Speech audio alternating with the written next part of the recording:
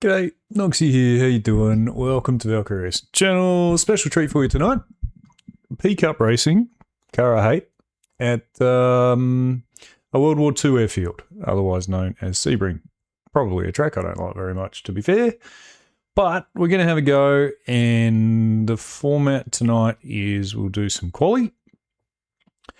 And then we're going to have a 10-minute race, and then we're going to have a reverse grid 45-minute race. Like I say, not particularly good at this one, but we're going to have a bit of fun. See how it goes. Racing with a bunch of blokes that are, or a bunch of people that we like very much in the Jack Ashton Racing and the Novice Racer Porsche Cup League. So, welcome along. Wish me luck. I'm going to need it. I'm going to jump into the chat with all of the other drivers, so there'll be some malarkey. And yeah, let's see how we go.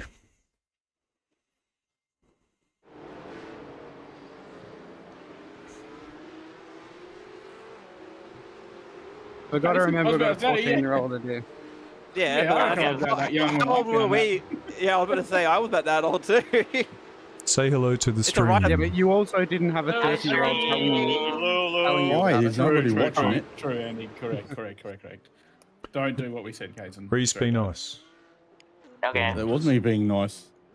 Oh God, you woken up on the right side of the bed today. Fuck yeah, I did. But yeah, man. Yeah, the top, man. Woke up on the top of the bed. While I've got Kaysen here, I've shared the setup we're going to use for majors too. Ooh. Cop that, Kaysen. Oh, That'll be a pretty major race. Yeah, and Jason is upset you don't like the setup. It's a is that 6 or 7 soggy trains you could have made I'm to fine. I'm not a loser setup. I'm happy. Yeah, it's soggy. Might be a good one. See, Garrett acts like the sweet mountain man. Really. He's a Like, sadist. you know, What did I do? that's all. Oh, you pick Detroit. You know what you did. I don't want to hear anything. I bought that setup for you, man. No. It is a good setup. It's just not going to work for us. It's working well for me. The other team can use it if they're happy with Yeah. it, but yeah, it's not going to work for us.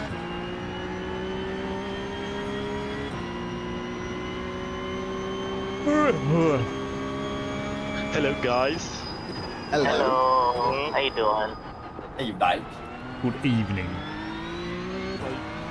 infidels.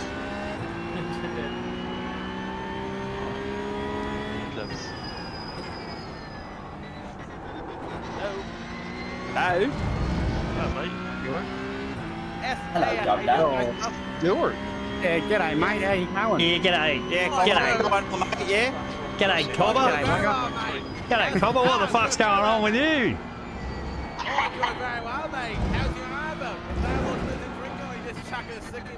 Nah, mate. Went down the servo and grabbed myself some fucking prawns and put them on the barbie, eh? That is the worst fucking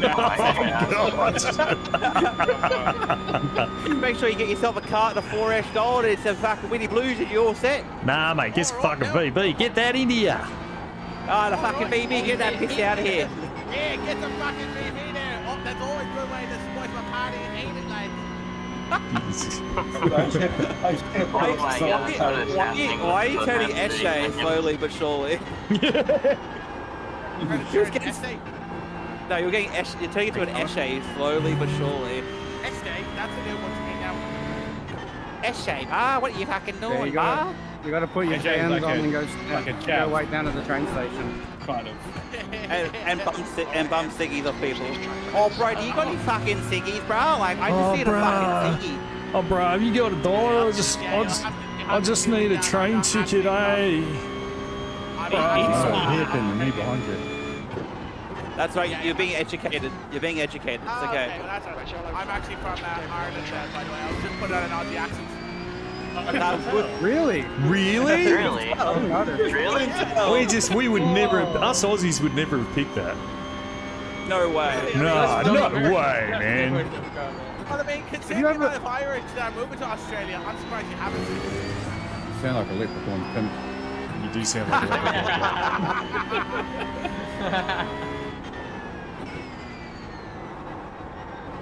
Oh my lord. That's not the one.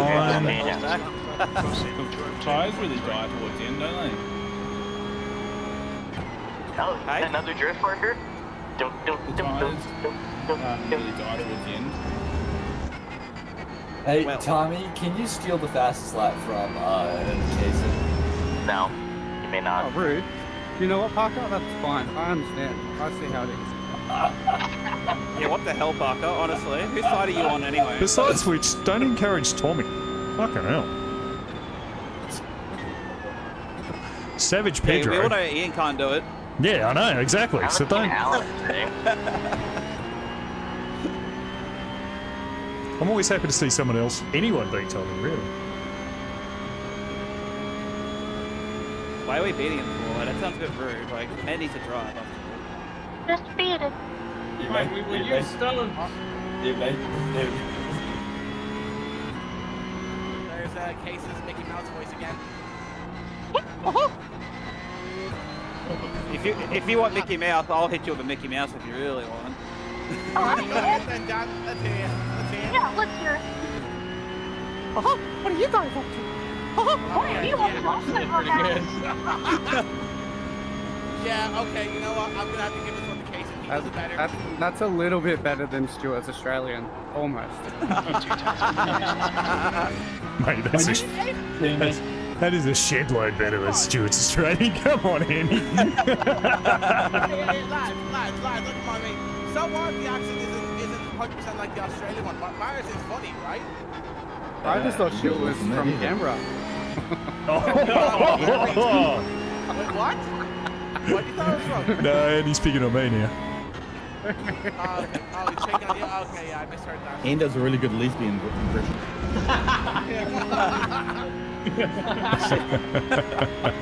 Like a licking spit. Shut up, Pam. Go back to your fucking HR desk, Pam. Yeah. Are you getting a tow at all, Case, or you just got no one in front of you? Nobody in front of me. Yeah, lucky. When I hear you all talk, I just think about a little koala bear. That's how you get chlamydia. Oh. Dan, we don't want to know about your adventures, mate. We want to know about Knox's adventures. If you're intending to go in the pit, just hold it super tight around the inside. Don't go wide, then cut back in like that. You're asking for trouble.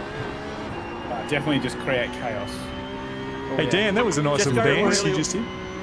Do it when it's like Case and someone though. No. Not very good. But I saved it. You did so, but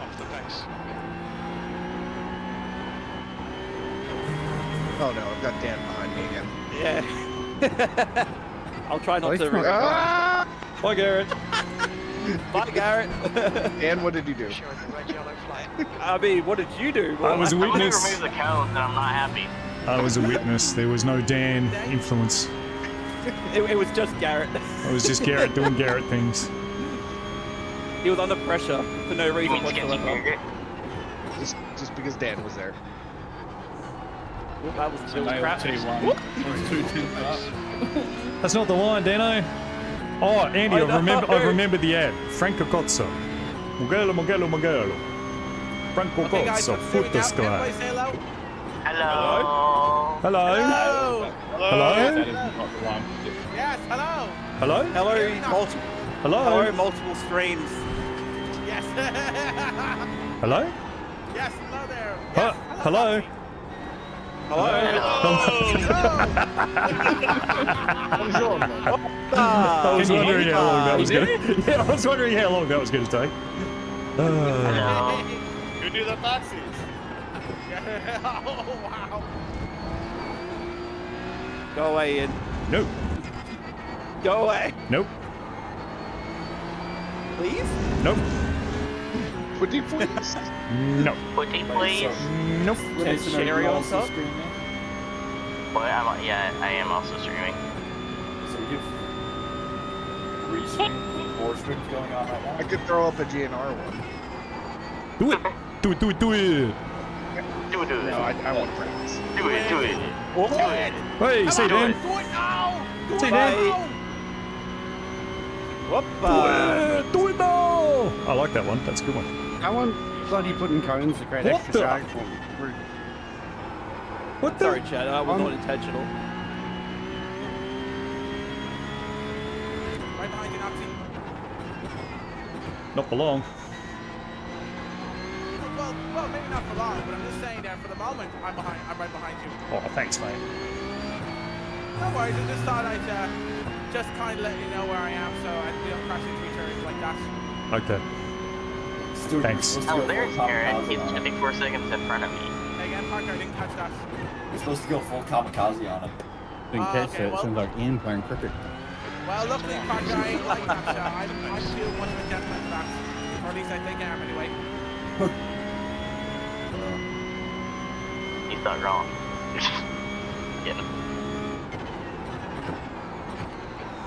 I need to actually start pulling some good laps together. I'm getting a bit too shitty. Oh, there's a car. Good, Ellie. I'll be by. Car stopped on the right. Yeah, that was Oh, hi, Josh. Josh. Yeah, I Do nearly something crashed about into these there that stupid time. bumps. No, it's a World War II airfield, man. Was it? Yeah, that's why it's Oh, bumpy, yeah, apparently. without that fight. I'm glad you reminded me. Must be a horrible landing. What are we doing over there, Kate? It's been a very bumpy landing. It's fine for you. Waiting for a mate. Yeah, I felt a little bit alone on the track. I've got good news for you, Jason. I'm out of fuel. Oh, do I need to push you to the pits? No, I mean, like, as in, you wanted to drive with me on this is my last lap, so. Oh, so then I can push you to the pits. Make another lap. I guess you can get a free tow to take the fastest lap. By this time, I'm already 2 seconds behind.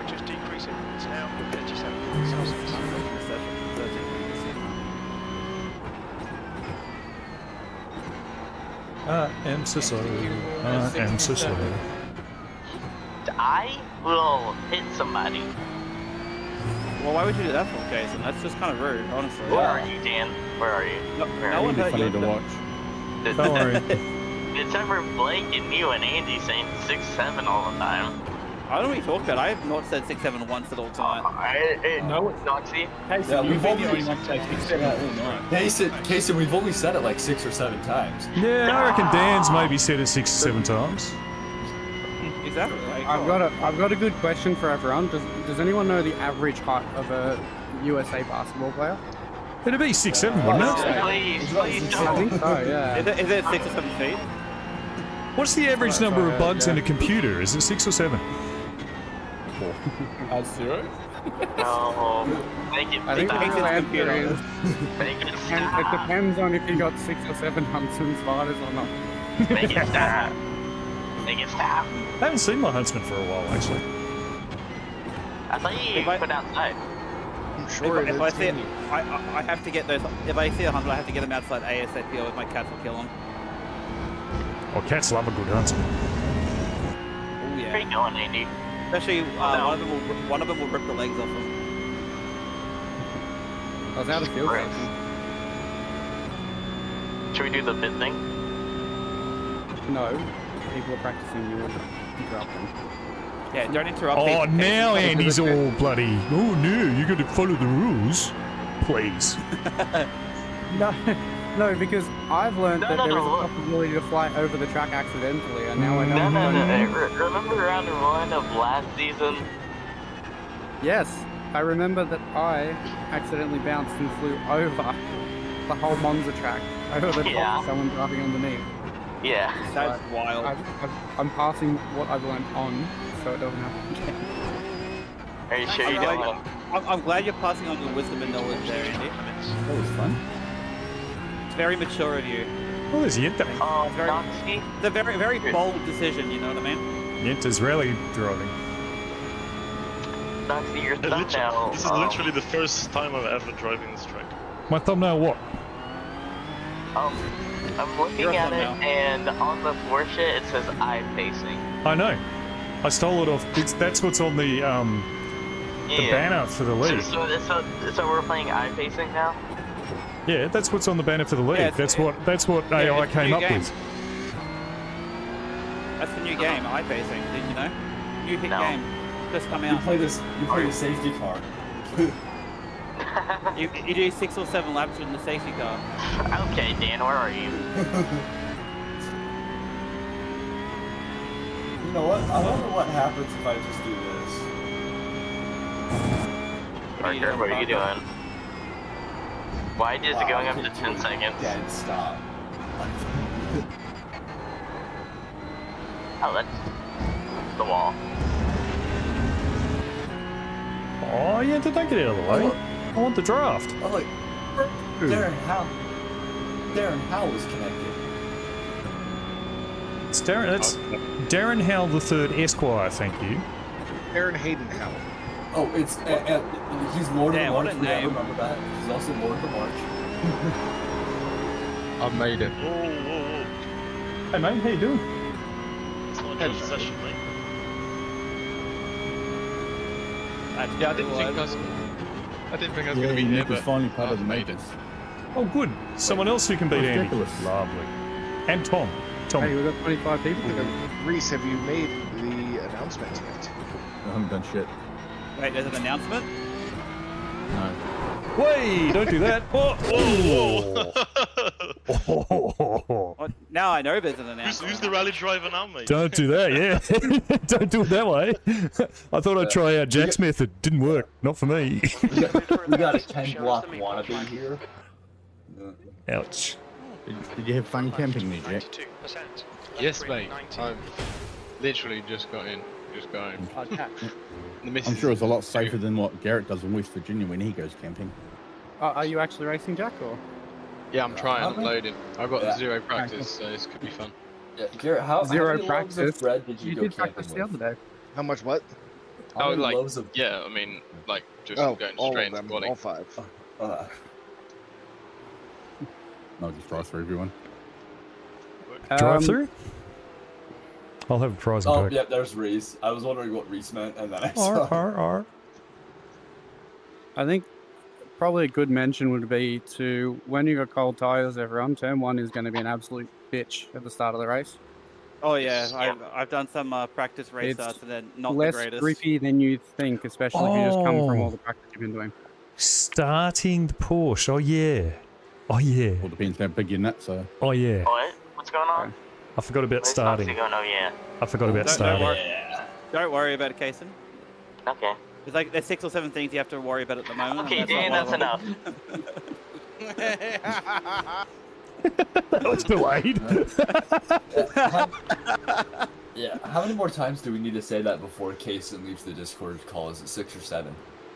About 6 or 7 times more we need to say it now, Parker. Oh, he's There we gone. It worked. It worked, guys. Man. Yes. Well, I don't guess win. now so I guess now it's only Dan left now that can do the Mickey Mouse impression. And Yeah, he's that's back. right. Never mind. You know what we missed out on? Before Kason had his birthday, we could have asked how old he was. 6 plus He was- 7 years old. Oh, he's done.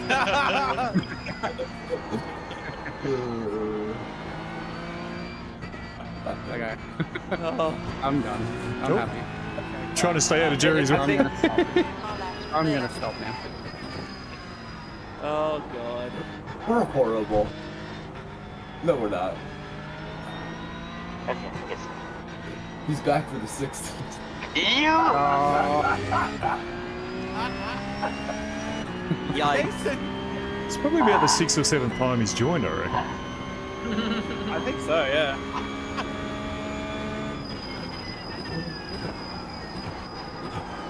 I guess we need to say it another 6 or 7 times then, Knoxy. If you guys keep going like this, he's gonna end up in finishing in 6th or 7th place instead of 3rd. Jesus Christ, it's getting out of hand. I think I say so. Oh, hey. Who's an angry young man, if ever I've heard one. What's funny is like the younger one is the one that's upset about it by 6 or 7 rather than the old one.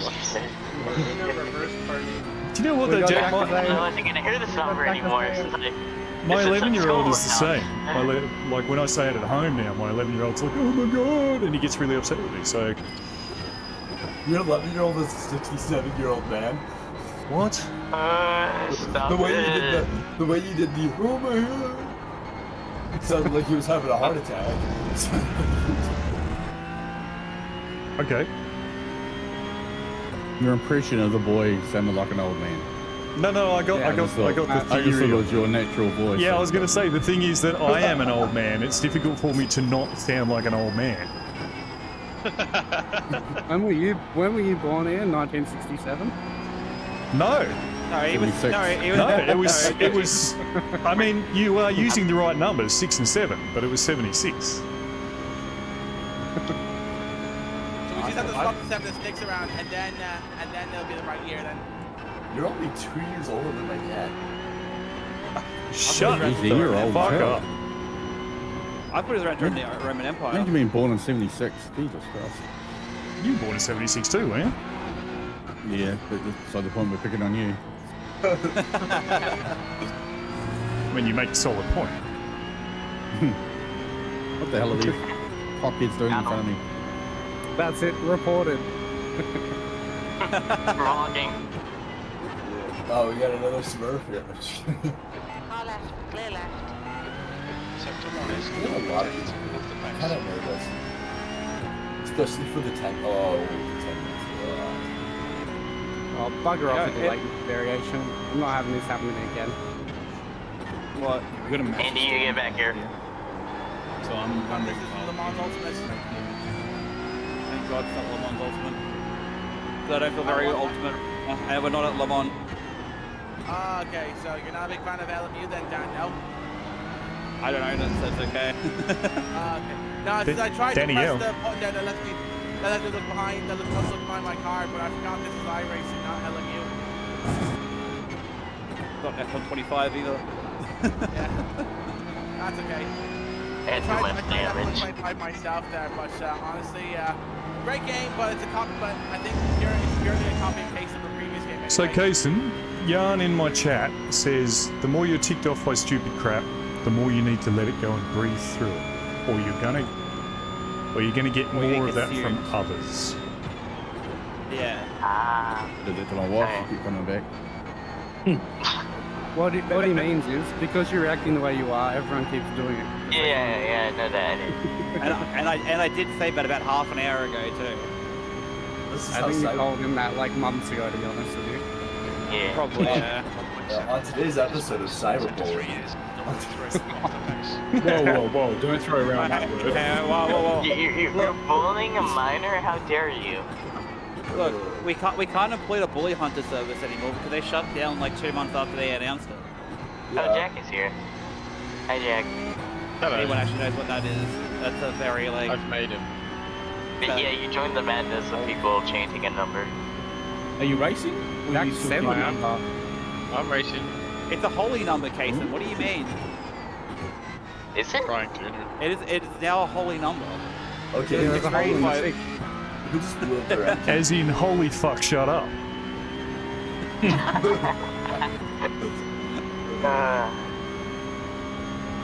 Hey, Dan, I think we need to go a little bit faster. I think Jack needs to add I don't think I want 67 to. the end of your name in here as a nickname. By the way, Reese, if you put 6 or 7 on the roof of the car for Le Mans, I won't be upset.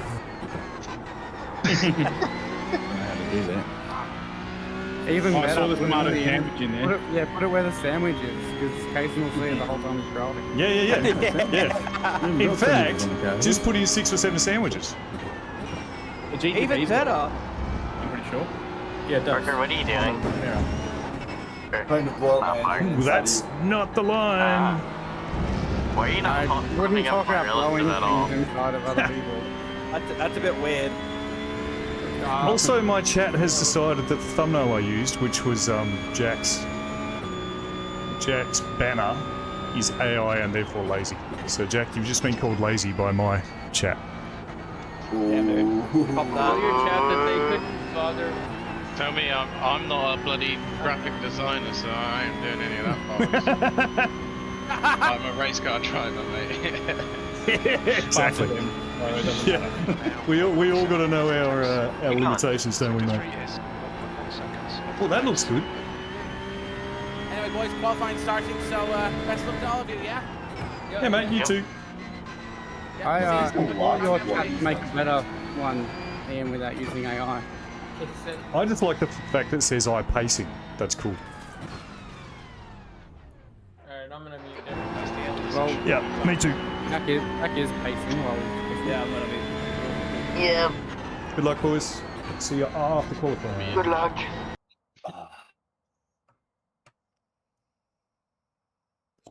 Yeah, smooth, man. I've used the banner from the league, so not my AI this time. But whatever. It gets the point across. And as Jack says, I'm not a graphic designer. Can't afford to hire one either, so. Right, wish me luck here. I'm gonna need it. I'm not very good here. Okay, Ian, we've got 9 minutes to do. I know you were, mate. I know you were, mate.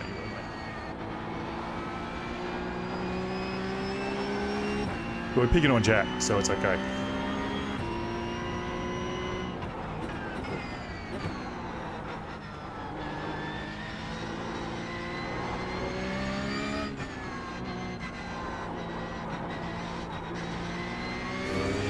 Track temperature's falling. It's now. I know, mate. You're more than welcome to have a little poke, my friend.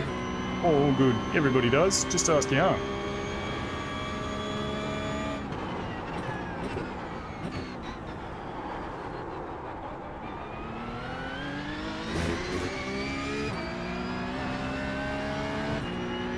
I was using it to pick on Jack, so winners all round.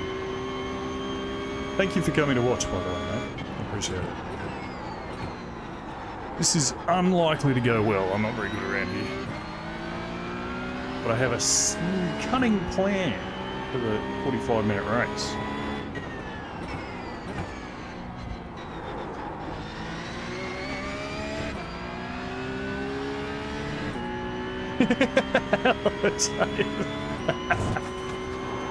Dave the bodyguard, watch out.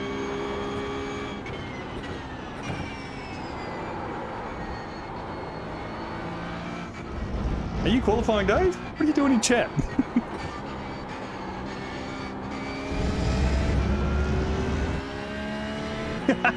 No. Alright. I'm qualifying. Concentrate.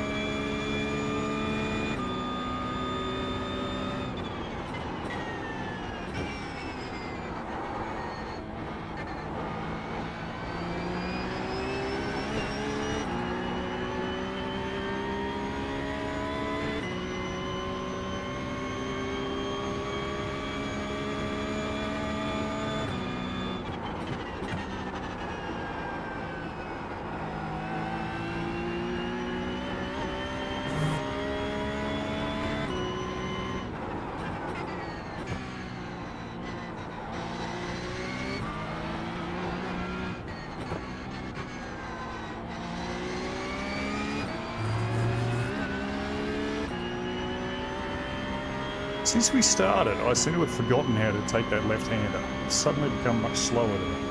It's not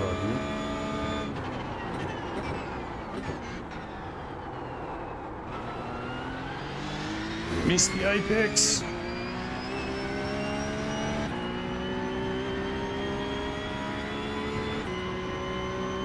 Not a good lap.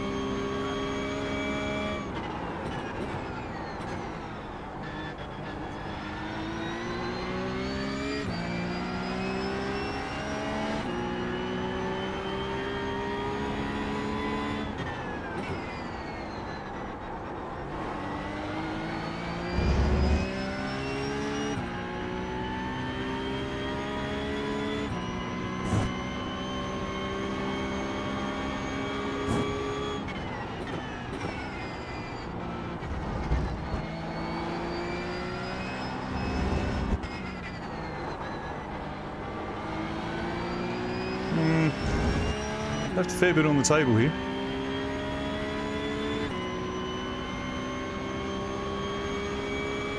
The leader's just done it, 202.5. The leader has just done it, 202.5. The leader has just done it,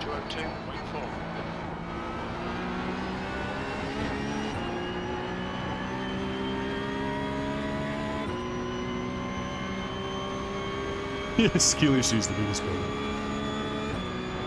E7, you're now 1.2 off the leader's pace. That last lap was at 203.6.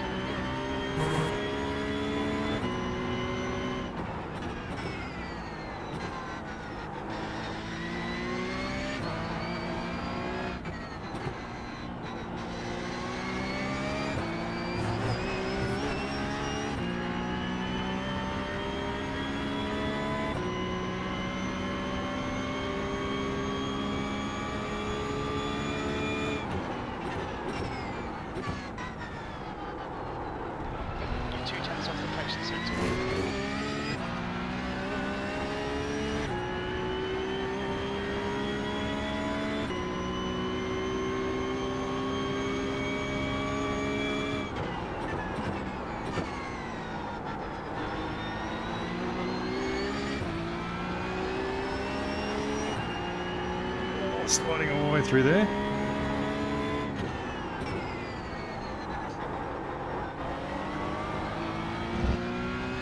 That was exactly.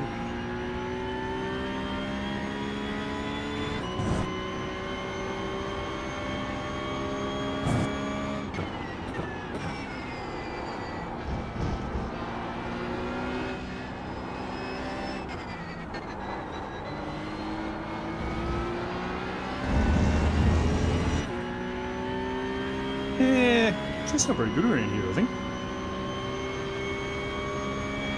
fastest lap for Pedro, 202.3. The guy in front has just done a 203.5. It's a new fastest lap for Cousin, 201.9. 2019 is a quick lap.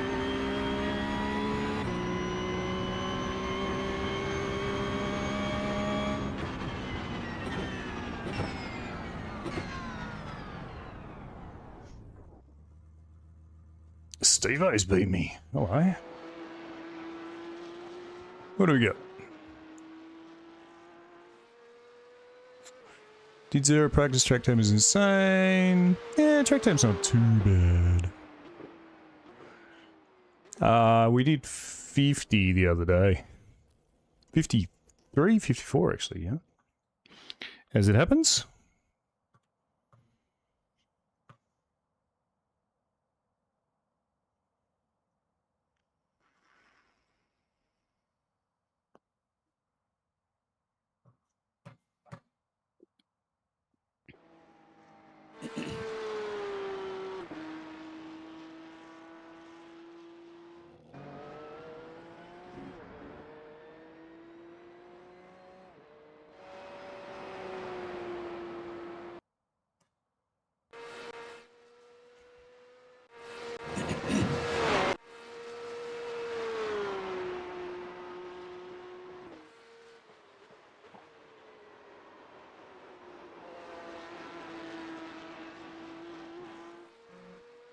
Yeah, yes, but we love you anyway, mate.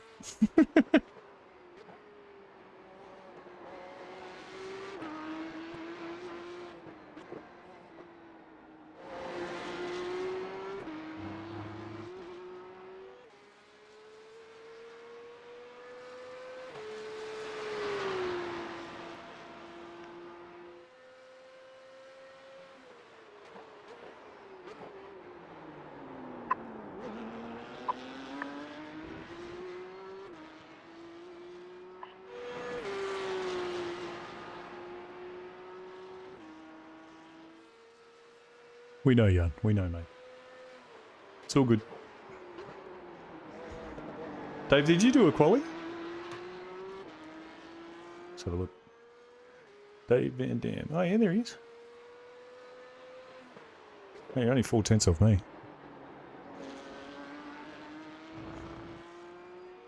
Yeah, and you'll get to know him, mate.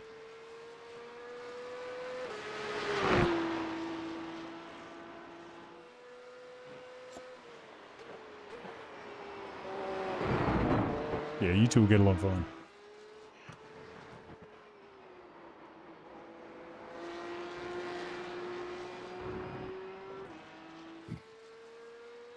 Alistair got the same time as me. That's not fair. I got it before him, but because he starts with an A, he qualifies above me.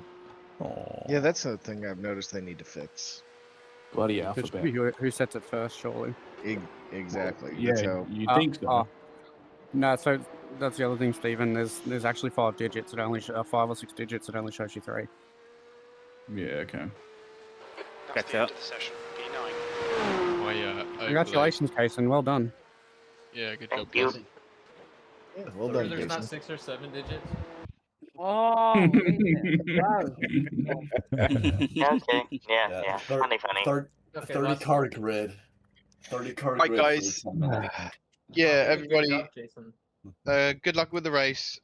Remember, it's a short race, this one. And I know we've got reverse grids, but please don't be aggressive in pushing forwards. We've got a nice long race later on that we can make it up for.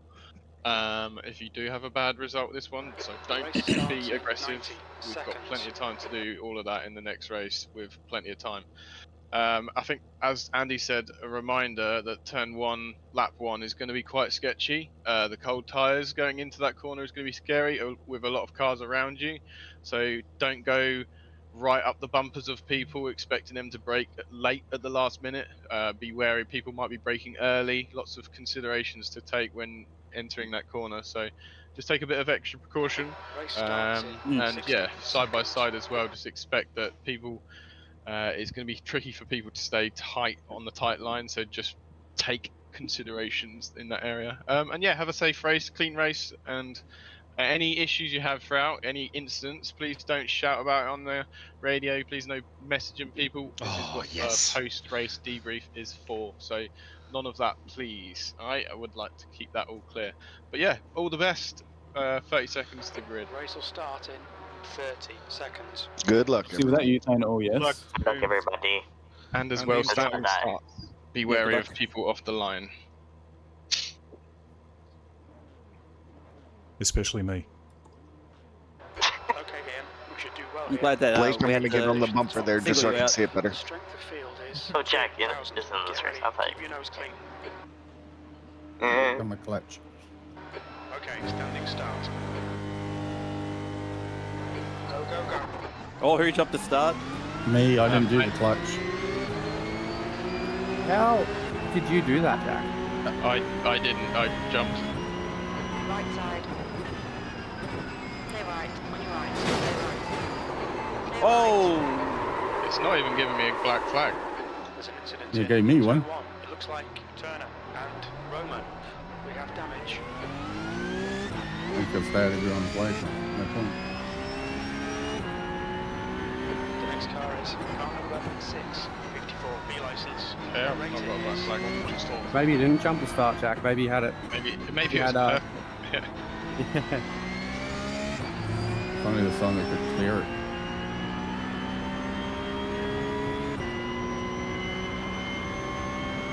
Maybe that's what you did.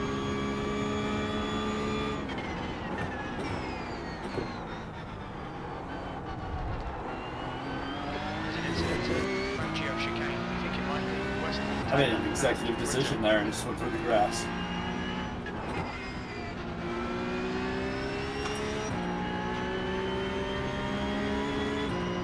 All right. Stay right. Still there. Stay right.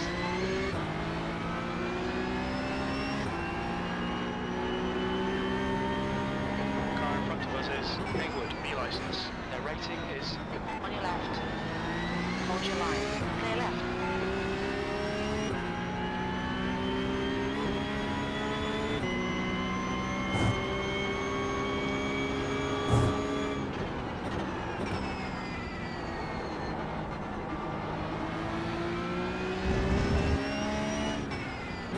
Left side. Clear left.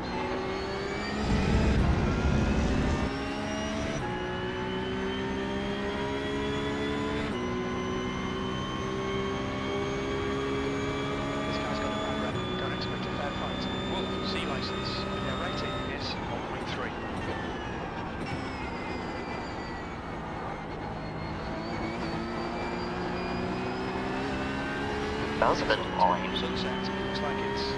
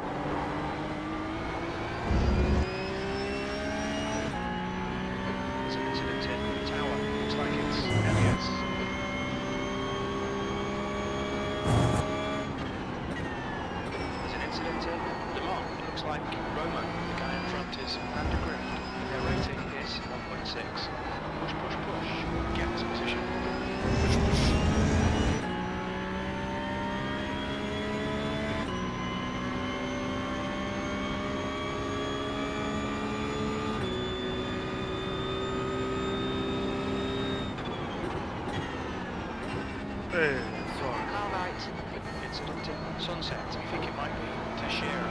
Clear right.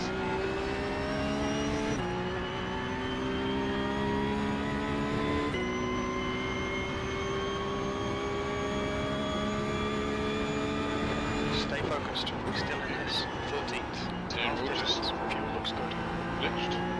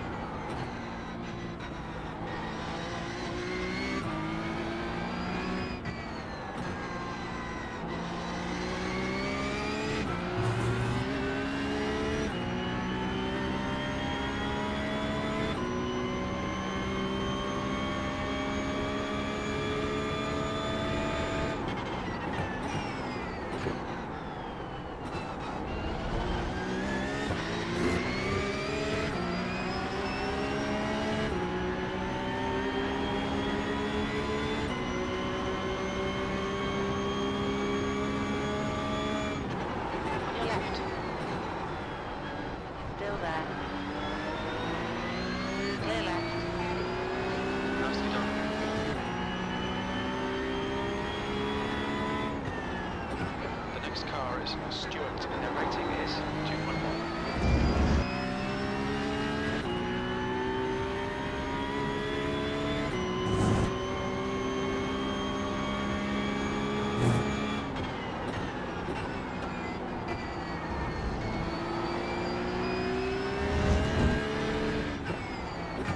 Left side. Hold your line. Hold your line. Still there. Still there. Hold your line. Hold your line. Clear left. Pratt is the winner. Come on, Ian. Nicely done. I'll take 25th to 8th. Car ahead. That was a bit of fun there, Hayden. Rating is Guys, let's leave it to racing. V12. That's the end of the race. We'll get him next time. Right, my race was a wash after turn 1. So.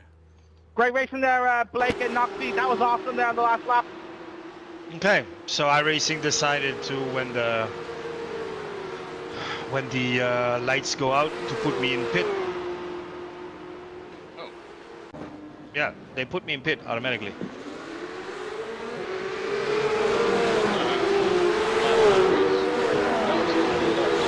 Yeah, it was fun, wasn't it? No idea.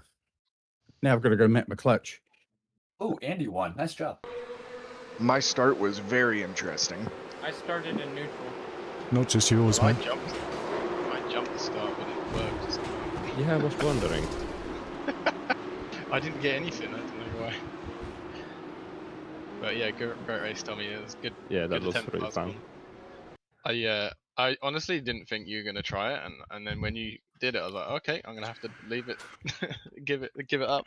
This is close. Hey, Tommy. Yeah. Thank you very much. I know. You're welcome. I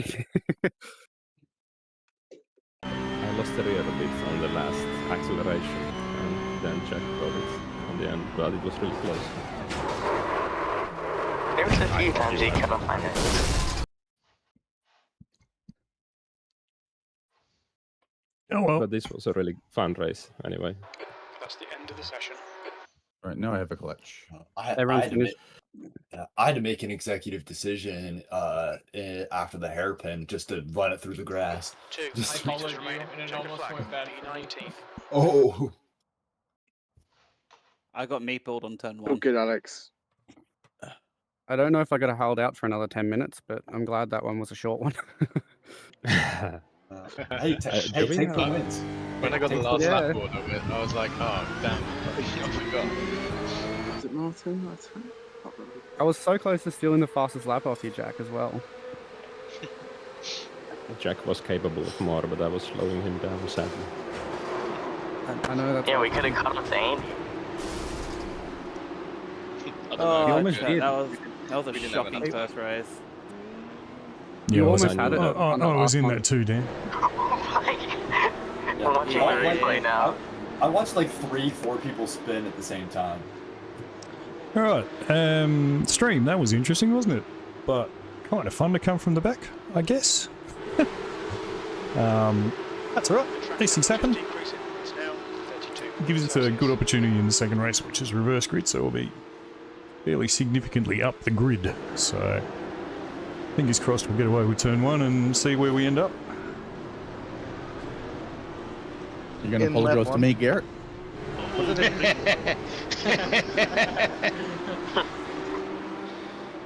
But yeah, it was. I saw you let off, so I was like, okay, you've got the clear sight, line of sight. Yeah, I'm just gonna follow you through. Again. It's okay that I didn't.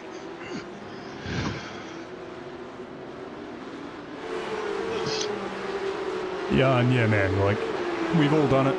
No stones to be thrown, shit happens. I saw him coming, I managed to kind of get a bit out of the way, so I didn't get too much damage, which meant that I could continue, so, yeah, these things happen.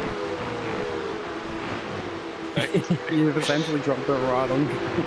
That's crazy. Get the reaction time. You could probably look at your telemetry and it would tell you. Yeah. I was like, how did you have that much speed on the launch? I was just dumbfounded. I was like, what? Jack has to cheat in his own league and he still doesn't win. What double clutch percentage do you have? I am Yeah, I thankful saw for him take off and the lights are still red. I'm like, what? I watched Reese jump like half a car, like then I immediately went, that's a clutch fail. What's funny is like the other. Sorry, yeah, if you're probably going to say the same thing. Turn 1 again, guys. It's reverse grid now. Yeah. Cars in front are going to be much slower. Yeah. Fuji's not fun. A repeat of that. Yeah, this is reverse grid now, so this is going to be a lot more chaotic, I'm sure everyone knows, but we do have 45 minutes this time, so it's a lot longer of a race, so really, it does extenuate, take your time, it will pay off. If you start being aggressive because you're trying to get through the pack as quickly as possible, and cause a crash, then that's going to lose you way more than what you could do, just take your time a little bit more. So yeah, a lot more patience, and honestly, patience might be good because you probably save a little bit of fuel, and you might be able to undercut some people in the pit stop as well, depending on how much fuel you need to add. But yeah, best of luck. There's only 50 odd seconds left of grid. Just remember, as Andy's saying, turn 1, extra caution, and as it's reverse grid, just that little bit more precaution with people in front of you. Don't really know their brake markers, brake zones, so don't start pounding their back bumper in braking areas. We could end up into the back of them quite easily. All right. Best of luck. Have fun.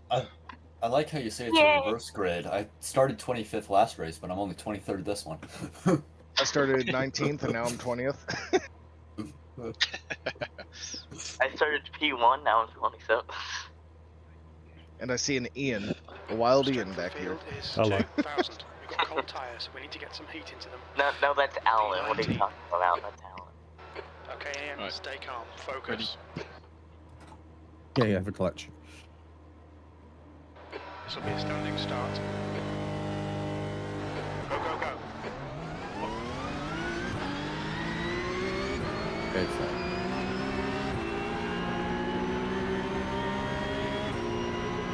Right side. Hold your line. On your right. Hold your line. Clear up. Far left. You're in the middle. Clear left. Clear all round. Right side.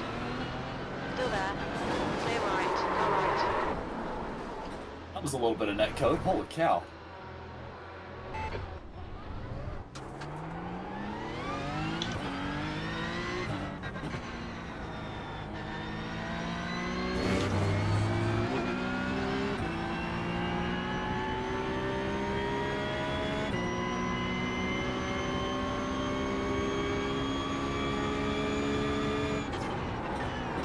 It's an incident in the hairpin. It looks like Western, we have damage.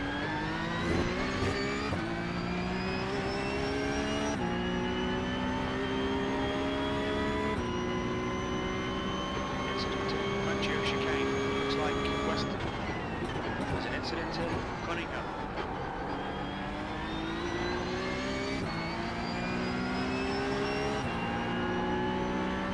Sorry to whoever that was.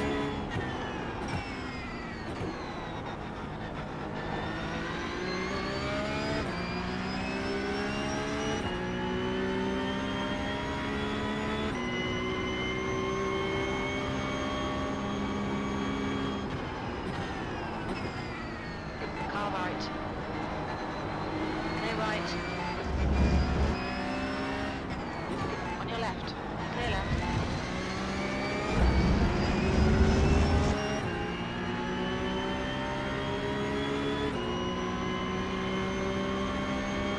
Alright, Ian, the next car is Left Drift. Their rating is 1.6. Yellow flag, it's an incident in Sunset. We think it might be Barlett and Roman.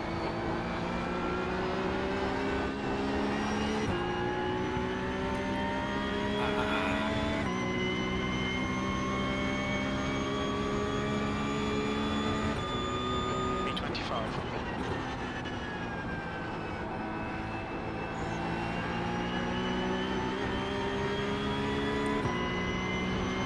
Reeling and drift. On your right.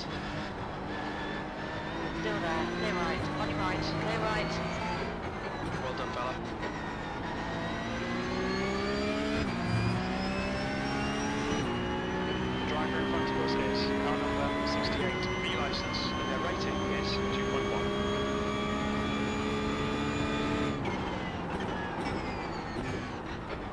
Surface flags out.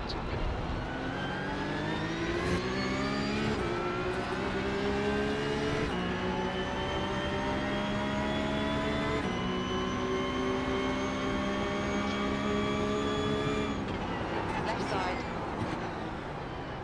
Hold your line. Incident in Collier. Looks like it's On your left. Hold your line. Hold your line. Still there. Still there. Clear left. in front of us is now Stewart. Their rating is 2.1.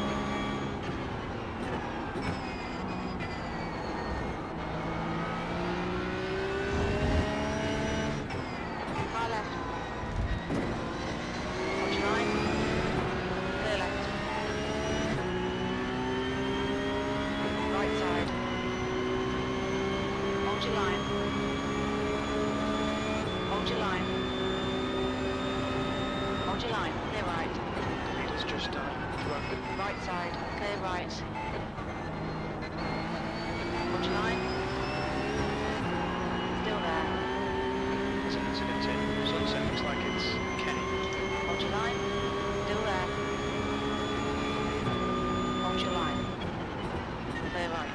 All right, Ian. Keep it nice and smooth. Come on. Let the race come to us. P22.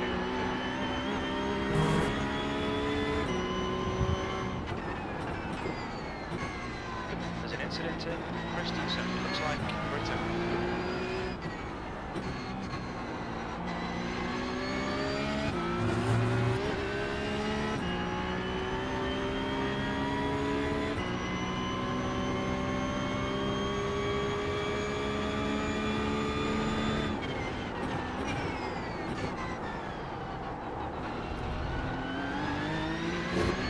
Sorry, Thomas.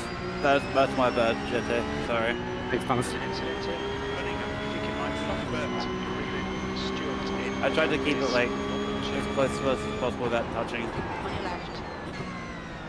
That's my Mate, bad. you don't need to apologise. That was a tiny tap if you're talking to me. Don't worry about it. It's fine. Yeah. I have net code sometimes that makes them way worse than they should. Hey, I'm lapped. It's fine. Don't worry about it. Still there. Oh. Still there. Clear left. Red yellow flag. Watch for debris on the track. Warned about track limits.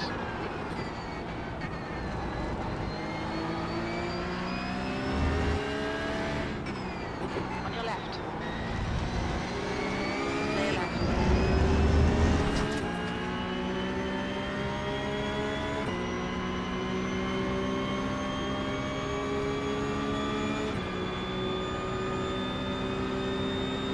Fastest lap for Clark. 202.0.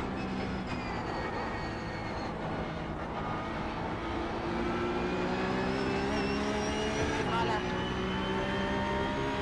Hold your line. Still there. Hold your line. Clear left. Okay, dear. The pit window is now open. P90. Need to pit for fuel by lap. Picked. We have no recorded pit timings. There's the fuel estimates.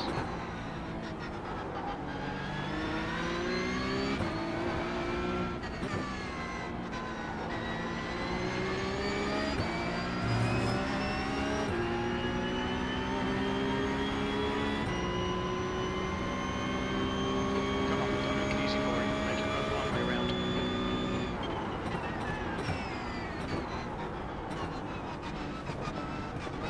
On your right. Hold your line. Clear right.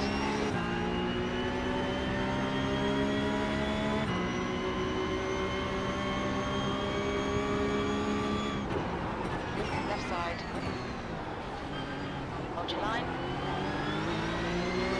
Hold your line. Clear left.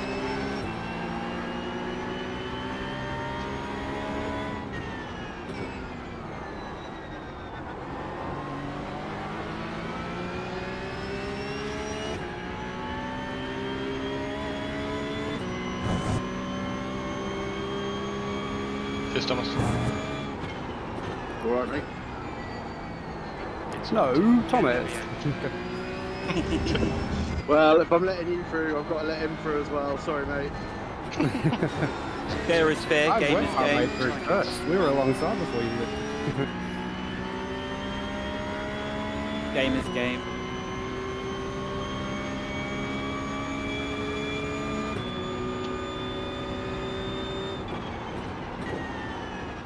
All right, Jack will go into pits directly behind me and come out like 15 seconds ahead. Don't know, I've not been trying at all.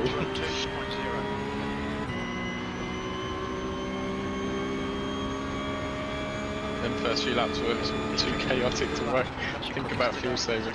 Oh yeah, 100%. I get a bit like that sometimes.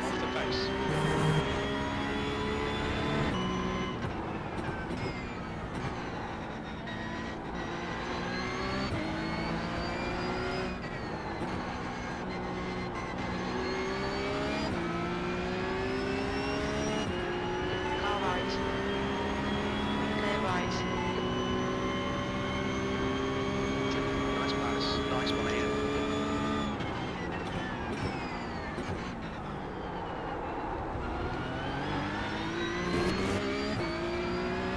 The guy ahead is Marco, and their rating is 2.3.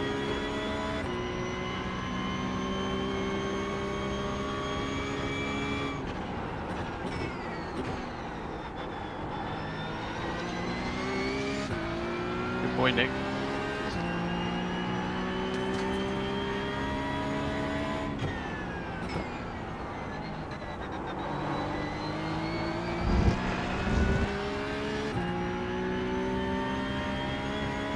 That's my boy.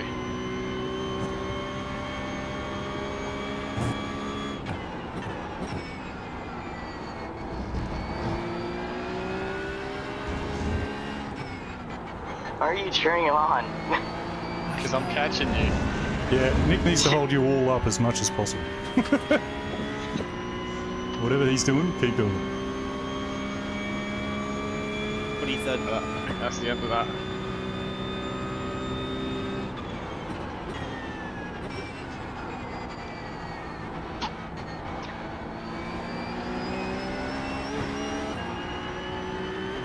The fastest lap for Ashton, 201.8. Gap to 15th place. Behind is increasing. It's now 1.3 seconds. E14, the lap time was at 202.5. That's your quickest lap of this session.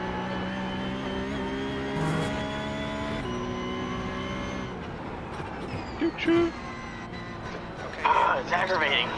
License. Their rating is 0.9.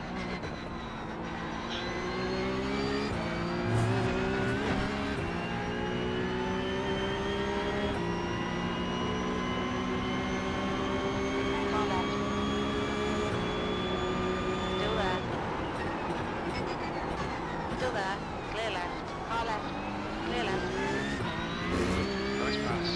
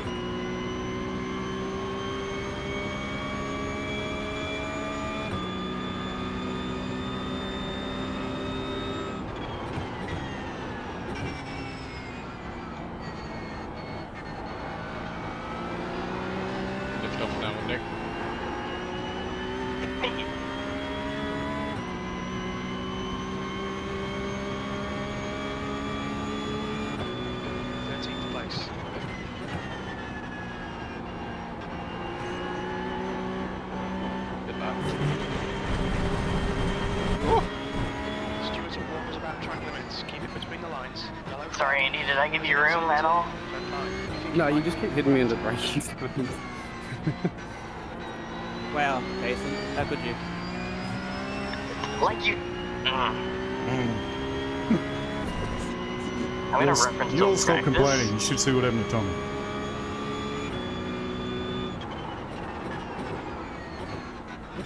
On your left.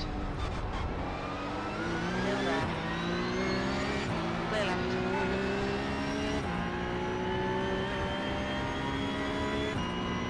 Does anyone know the max fuel for these cars? Rating is 2.2. Or for this race? There's no limit put on it, I don't think. Yeah, there's no limit. It's just got baseline sum, which starts with 50 litres. yeah.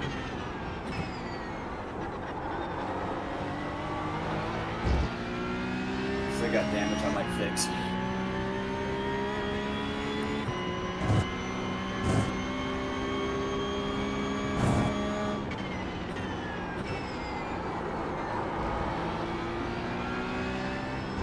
Slide like that.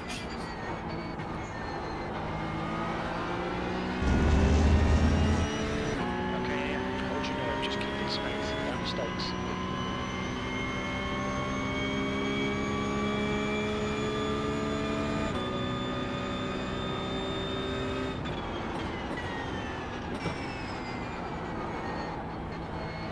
Oh my god.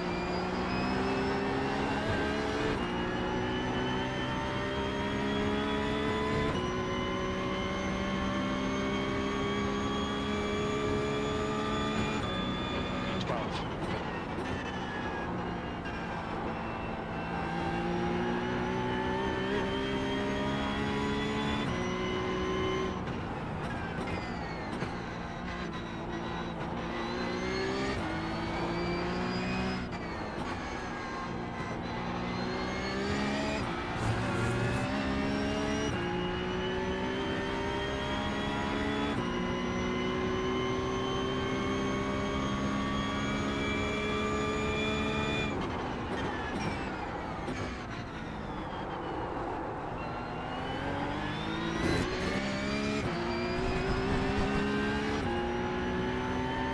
Again, taking the Tokyo Drift.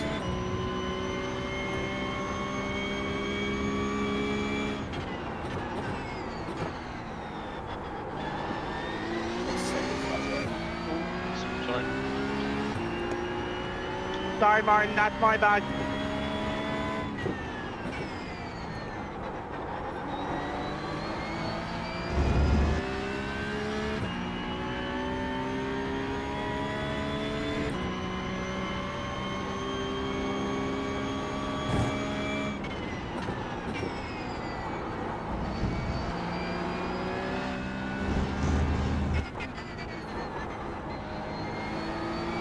Oh, sorry, Dave. Sunset. Looks like back down.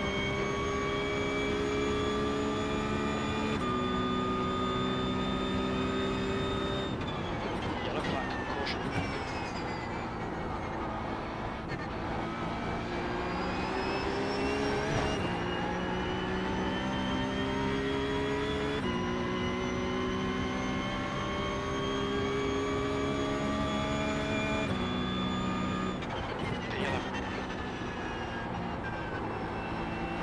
Okay, you've got half your fuel left.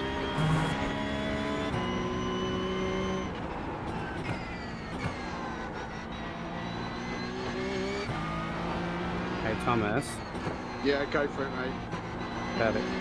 Just sit in a normal line and I'll come down the inside of you now. Then I can get the slipstream. Thank you.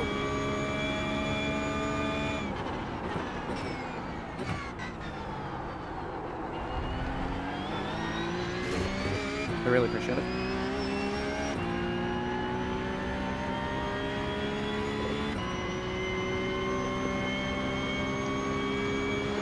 Surface flag.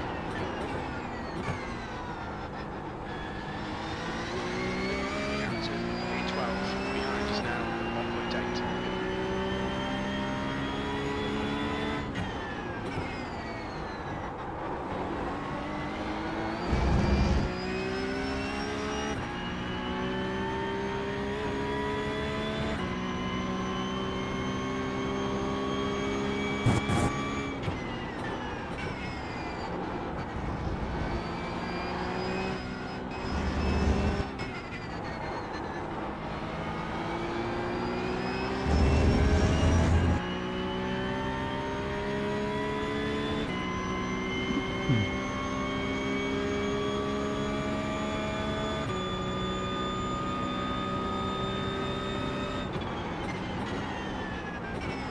Box line flat.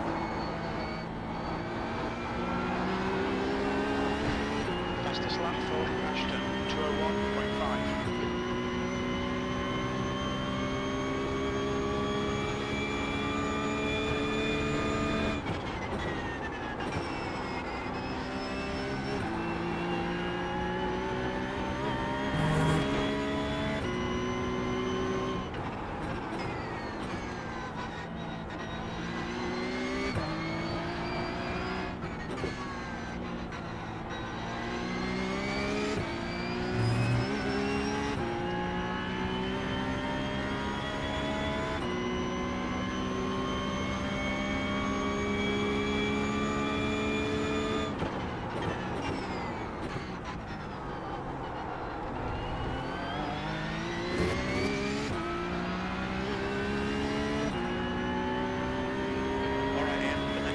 One lap behind.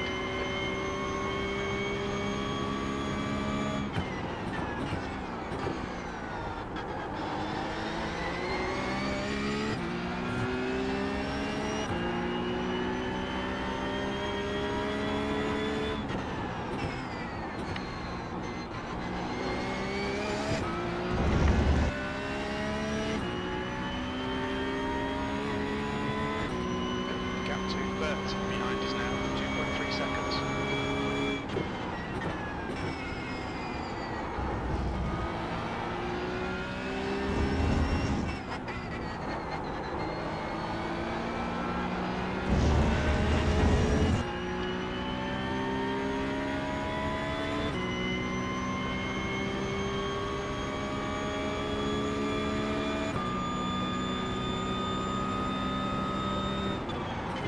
Oh, Andy. Incident in Sunset. Looks like it's cracked.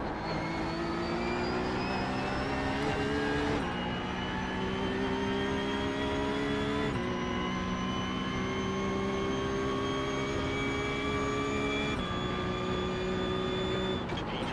That was a 202.5.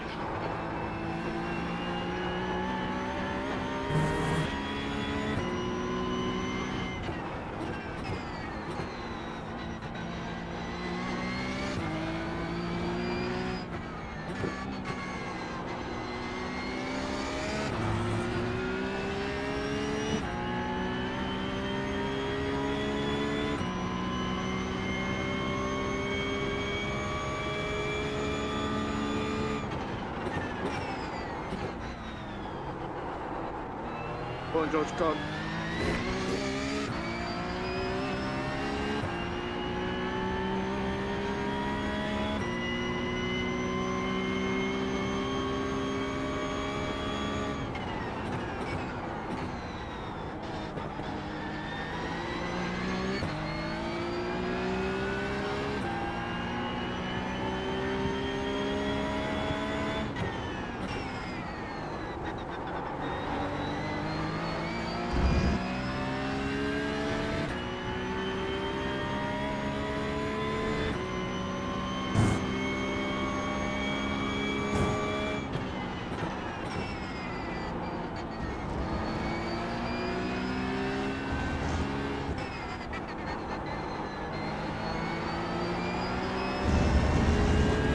The gap to Bert behind is now 3.3. Thank you.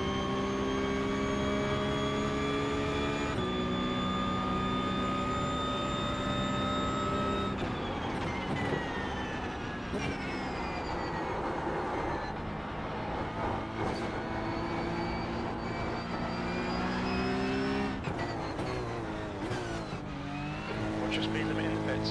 Pit lane speed limit is 72 kilometers per hour. Okay, man, should be coming out into clear air. When we leave the pits, we think we'll be in P60.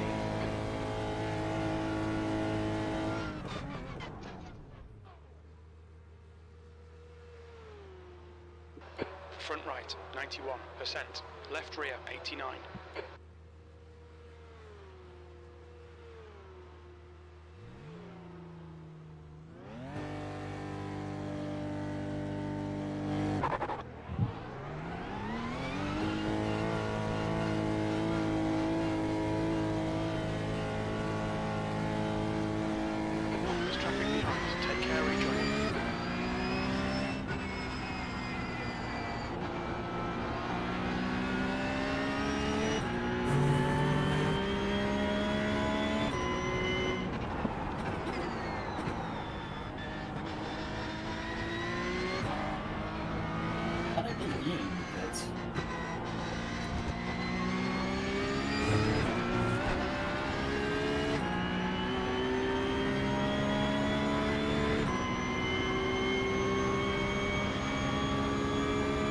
Do you need to change tires on the pit stop?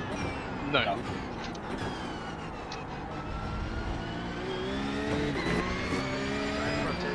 But I definitely wouldn't advise it. 2.3. Be a lot slower.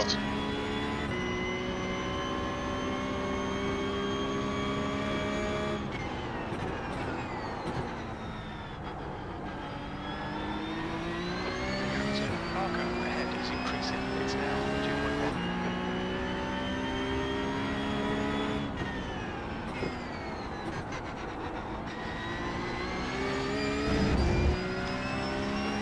20 minutes to go. 20 minutes.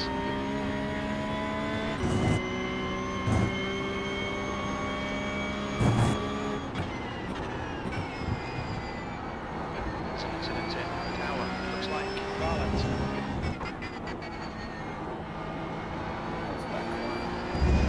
Pit again.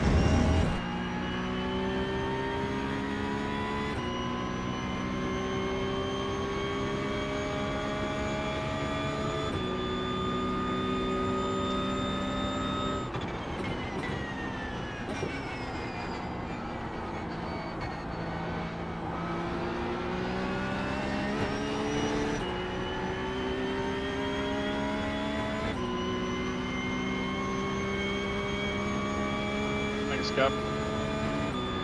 17th place. Go away, Jack. Stop closing in on me.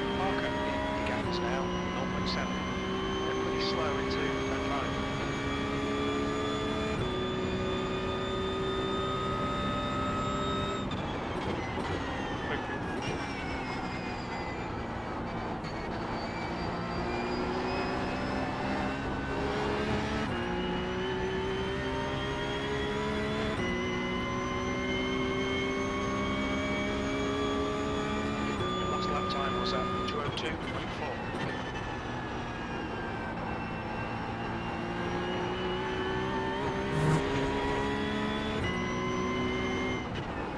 Just had a warning for coding the track.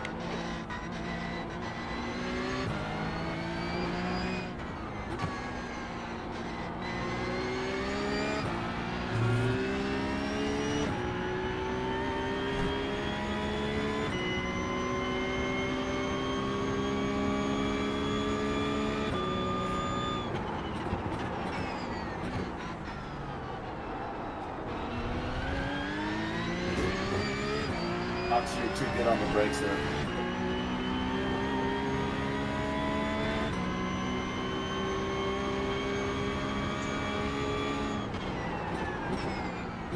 There's an incident in the hairpin. I think it might be Gary. Far left. Hold your line. Clear left. Left side. Hold your line. Clear left.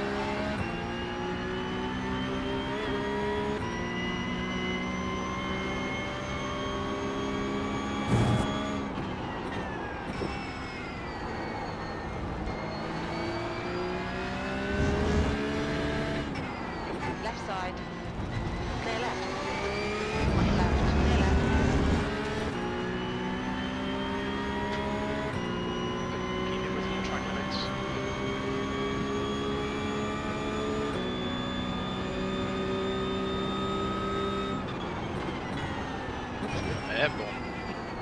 Just a little bit. Okay,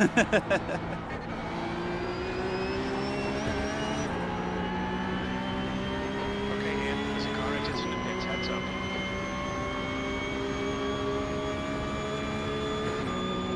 P15. Far left. Clear left. The guy in front is a lap behind. Right side. Clear right.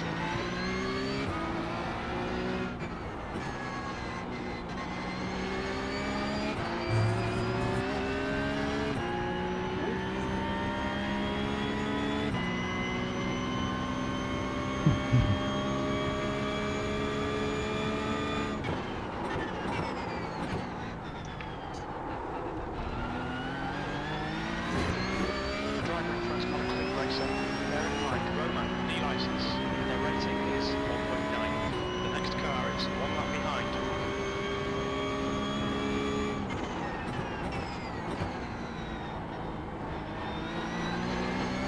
The answer, Parker, behind is increasing. It's now 1.5 seconds.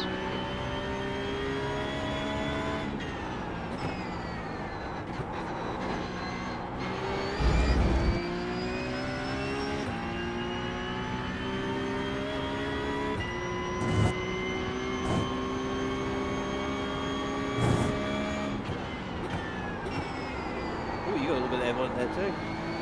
Yeah, not quite nice that. Never mind a little bit. Not that much. Bit of a skip to the loo. Yeah.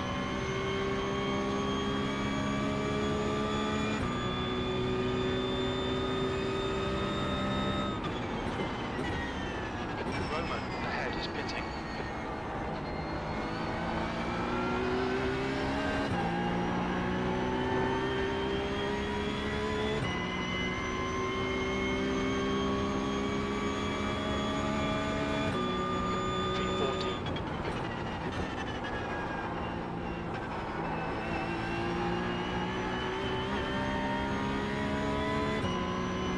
Okay, here. The next car is Bert, B license, and their rating is 2.3.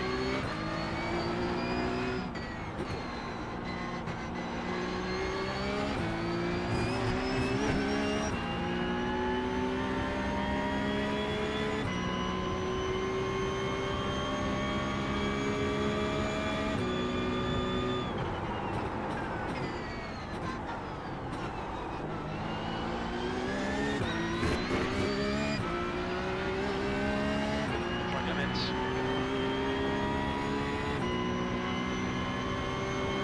The leader, Clark, is pitting.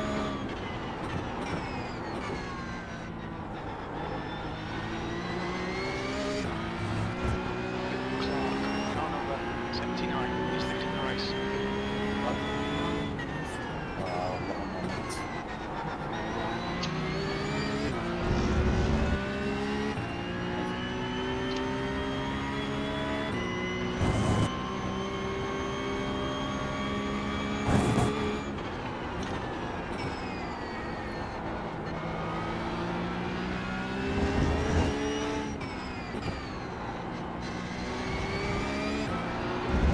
Entering the pits, he's in P8. Expect him to come out the pit behind you. On your right. Watch your line. Still there. Clear right. Car right. Clear right. Left side. Clear left.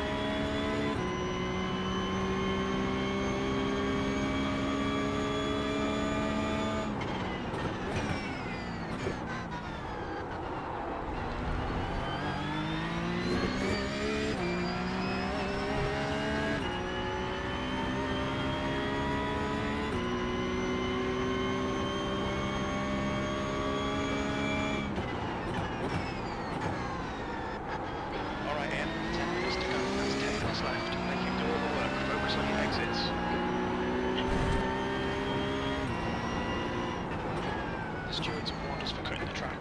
Keep it between the white lines. Car in front of us is Pedro, B license. Their rating is 4.3.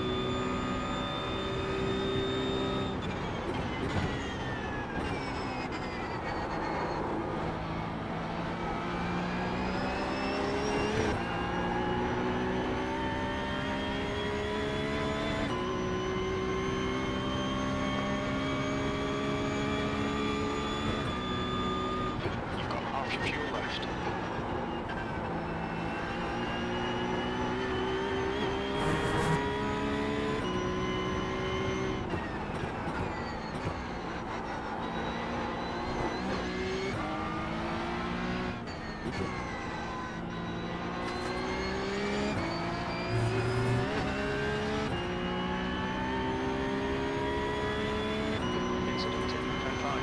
Looks like it's Bert.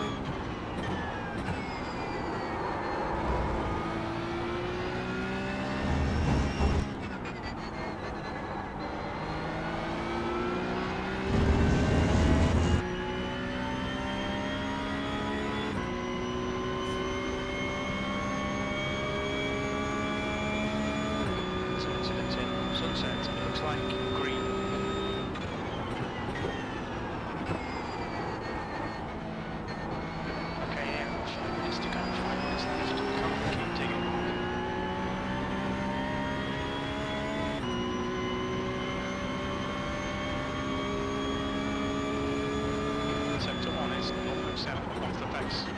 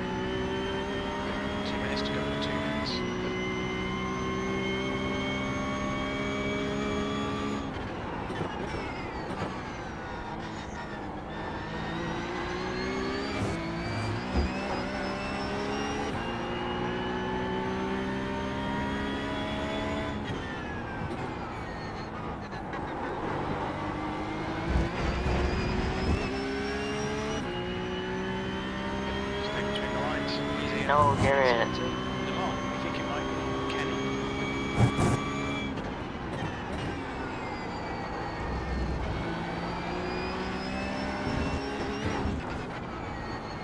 Yellow flag.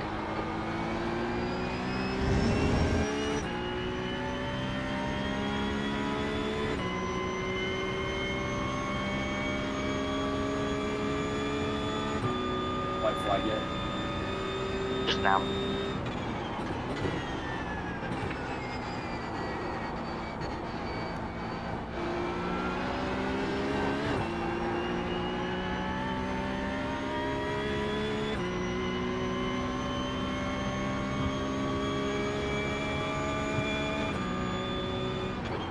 To go.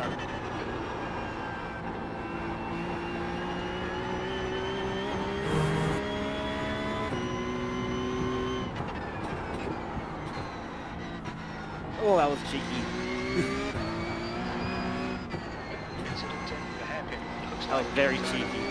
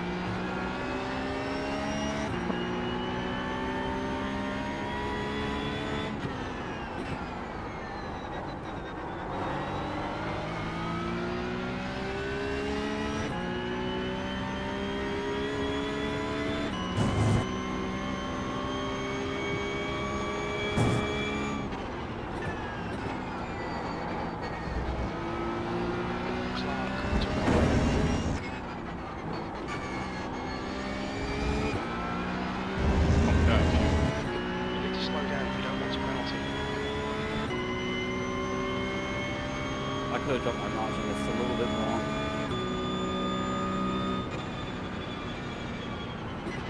Push. I'm gonna have just short of 3 liters left in my tank. I had 2.3 liters left. I could have gone way less with my fuel. There's people still racing, guys, please. Thanks. Someone make sure Jax records the debrief.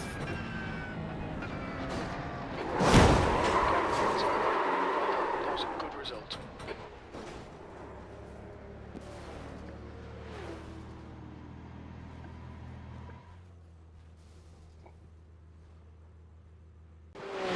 Well, that was interesting. Still racing. Sorry. Well, stream, that sucked balls, but oh well. I guess it's always fun to come through the field. A little bit frustrating. I don't know what happened on lap 1 there. Let's have a look.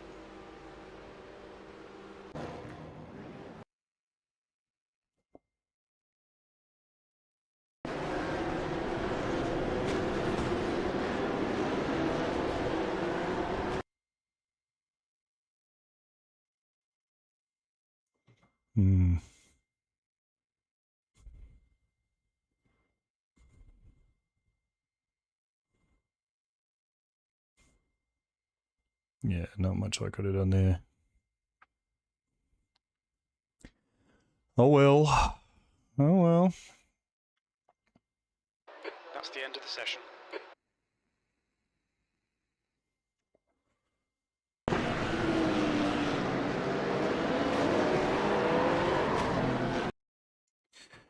Oh well. We're going to join the guys and we'll do Jack's debrief. That was a bit shit. Really? I suppose I do it for fun, so I can't complain too much.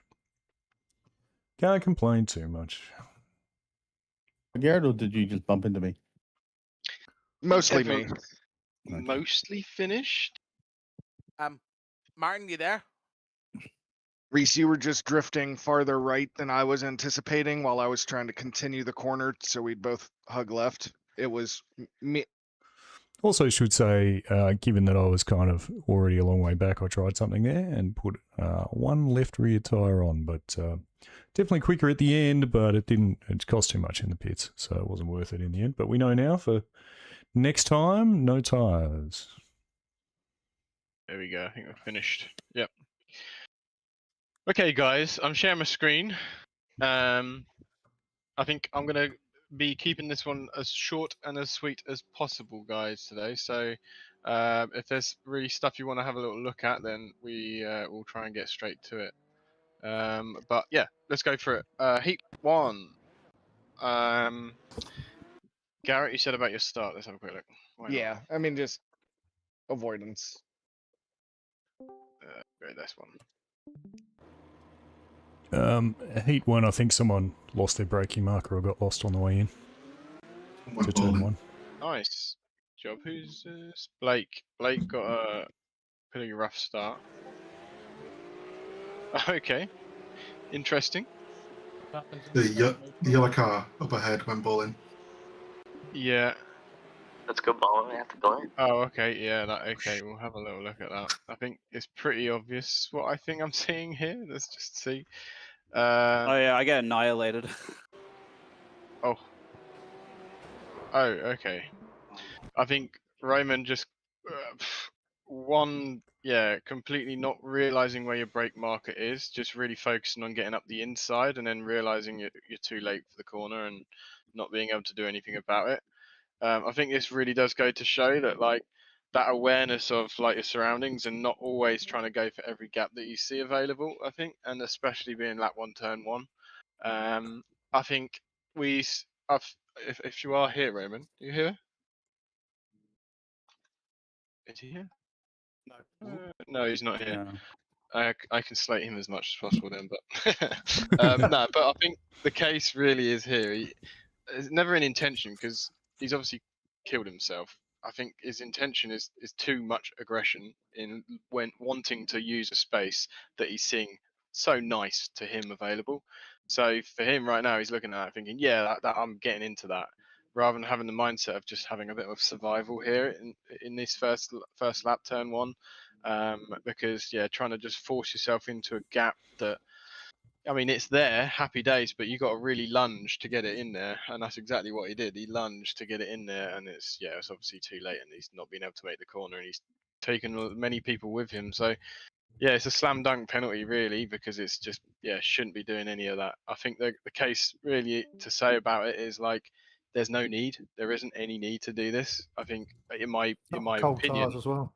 Yeah, exactly. In my opinion, he had quite a good amount of space around him right now, so it'd be better to use some track. Looking at what's going on up ahead, it looks quite scary. This car's tight up to the left. I would be considering not focusing on this inside. I would be getting over here on the right hand side to open my corner up, calm, steady, and then pick my lane and as I go through the corner. All right. But obviously he's just thought about one thing and one thing only, which is attack. And I think that's just the wrong mindset at the start of the race. So yeah, just trying to not have that mindset is definitely what's going to make you survive a race. All right. I think that's the key. I think I wanted to mention, I mean, the one thing for me is here, obviously I felt guilty because I'm pretty sure I felt I was going to get a black flag at this point because I felt like I jumped the star, but for some reason it didn't. So I got on the brakes and then I saw the two guys go up the inside. At this stage, I was like, right, I'm going to back out of this a lot more now, and just kind of left a lot of space. Just that safety aspect, and it let everyone survive a 3 wide into turn one, which doesn't really happen. Obviously, I was being a bit more extra precautious and leaving a big space open just for the fact I did think I was going to get a black flag, so I didn't want to ruin anyone else's races for the fact I'm going to pit anyway. But just shows you what I'm trying to do is survive, let everyone live, and I think. Are you sure you didn't click the button that clears black flags? No, I didn't. You just have one for yourself, and you're clicking that constantly. Nothing there to say that I've done anything. just to highlight. Yeah, no, I don't know how. I mean, I'll show you guys. I think when you go back to here, and then look, I'm on the clutch and throttle, but I'm still in my grid slot. So when I play, I'm moving. That is the green light. So I think it's just fluke luck. So when you leave your box on the grid, that's when the green flag drops. Yeah, obviously. It was just cheeky, perfect cheeky. somehow. Yeah, there we Valtteri go. Bottas. Yeah. Who's this? Matt had a bit of a bad start. Oh, did he think he jumped? Did you get the black flag? Yeah, I jumped it. Oh, okay, yeah. Zach, did you also get a black flag? No, I didn't know. This is what Mate, I was in the saying. first... Yeah. I don't know how. That was crazy. I think fair play to Matt here with this. Like, he made the mistake and, like, got going and didn't just stop, but then, made sure he pulled to the left and kept the speed and let everyone get past because he knew it was his fault. There's no one else to blame but himself. So props to Matt, really, not getting involved in anyone else there in that situation. But, yeah. Right, let's move towards something else. What was that? That looked fun. Oh, wait, too far. Oh, no, is it just... Oh. Okay, is that like hardware issue or something? Unknown. I think Alistair's... He's in here, but he's muted. He is in here, but he's muted, yeah. Maybe it's an issue, or it is tactical, so he could be on pole for the race 2 and win. That's what Josh was doing. We'll go forward. I feel like there's a couple bits more. Yeah, there's a wreck up ahead here. Yeah, there's some stuff happens here. Okay. What we got here? Oh, there's a lot of cars in one place. Oh, okay. So it starts here with Jerry, I'd say, isn't it? By the looks of things. Let me just go back a bit further just to see it. Yeah, Thomas has had to just back out of this, seeing Jerry's lunge, and he didn't really have anywhere else to go. Lewis just kind of went into the gap that opened up, but didn't really leave the space. I think a lot of cars wanting the same bit of tarmac. So I think the thing here is to say is it all stemmed from this a bit of aggressive dive from Jerry. I mean, look, at the end of the day, you're not doing anything wrong. You're going into a space, but I think the fact you're running too deep into the corner now, you are ahead. So yeah, you can kind of do this. It's just a little bit naughty, really. You've caused a bit of chaos, but yeah, you can do it. It's just it causes problems, and in the end, it causes himself a problem in the end with all of that. So I can't say it was really worthwhile doing in that situation. So I'd say Jerry to not do things like that, especially in the first part of the race. But yeah, it's just a bit too aggressive. Maybe misjudged. I'm not saying you did anything wrong, but yeah, I think that's the first part. Lewis, like this scenario, I'd say what you're doing is absolutely fine. You ain't got any problem here. Like you're just following through on the inside. You got it stopped. The gap opened up. I think just being wary now that like as much as you don't want to, and it's very difficult to, you know that these two cars here, they're not going to just cut the corner. They want to try and keep on the track to avoid any slowdowns. I think I feel of the car behind give me a bump, so I was more straight. So I think, but yeah, next time I try to give more space, of course. Yeah, look, it's hard. I'm not saying you did anything majorly wrong. Absolutely not. It just shows that like if you had a little bit more awareness, thinking like I'm going to tighten this up more and more and more and more because I don't want to get taken out. Because realistically, in the end, you got involved in it and it kind of ended up almost taking you out. You kind of got away with it being not you that got spun, and it's unfortunate that it ended up being Thomas in all of this, but because he was probably the biggest passenger out of the whole situation, and then it was a knock-on effect with a lot of other people. Went for a long way. Jesus, okay. So, but that all stemmed. And this, yeah, it all stemmed from. Parker. Oh my goodness. Alex goes into me as well, so I've spun as well. So it got worse for me. Anyway. Yeah. It's all stemmed from kind of one aggressive move, really, which was Jerry. Again, he can do things like that, but it was just a little bit too much for what has then created an absolute mess and a minefield. Obviously, there is some part to blame with Lewis a little bit not quite opening that space. Unlucky.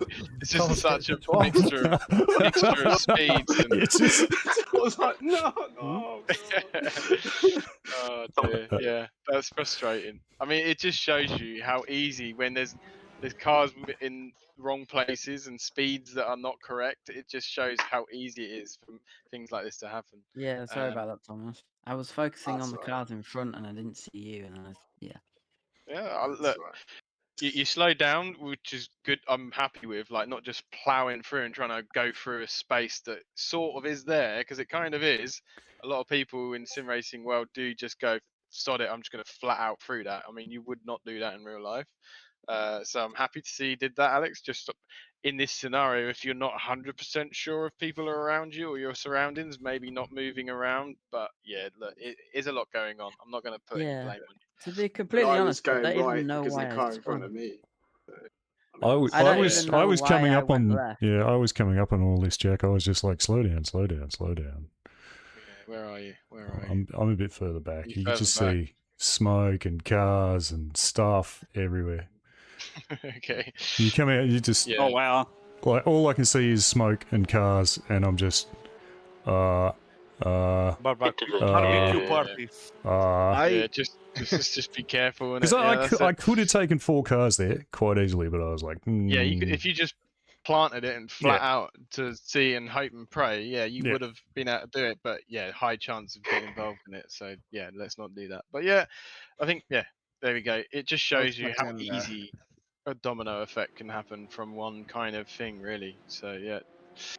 Which is why lap 1 I always mention about being a bit precautious and not too aggressive. So there we go.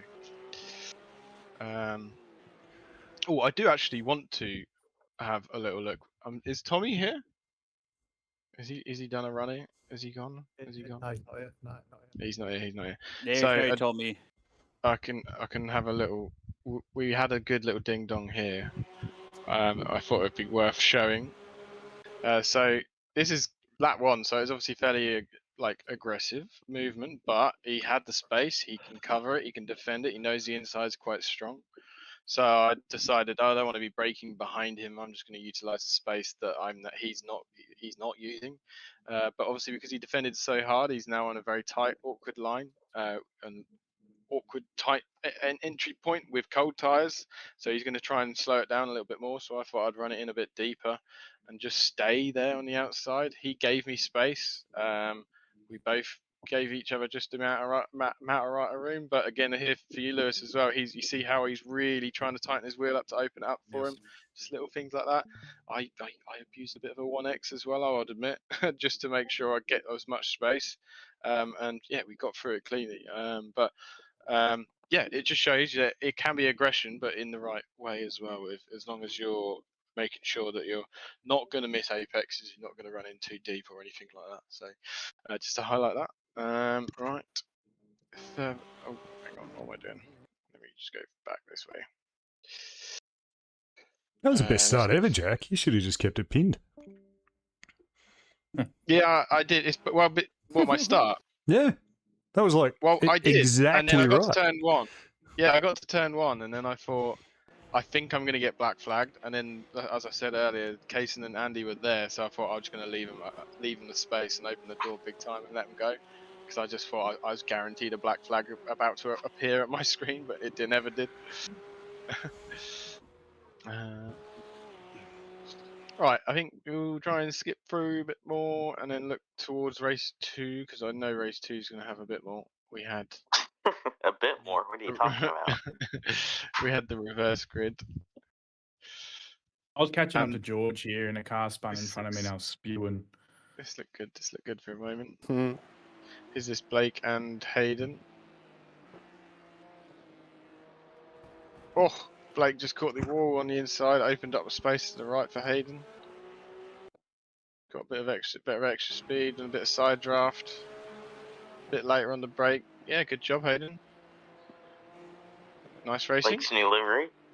Yeah, it's a cool livery. I wonder who did Mark, that. Cough, cough. Yeah.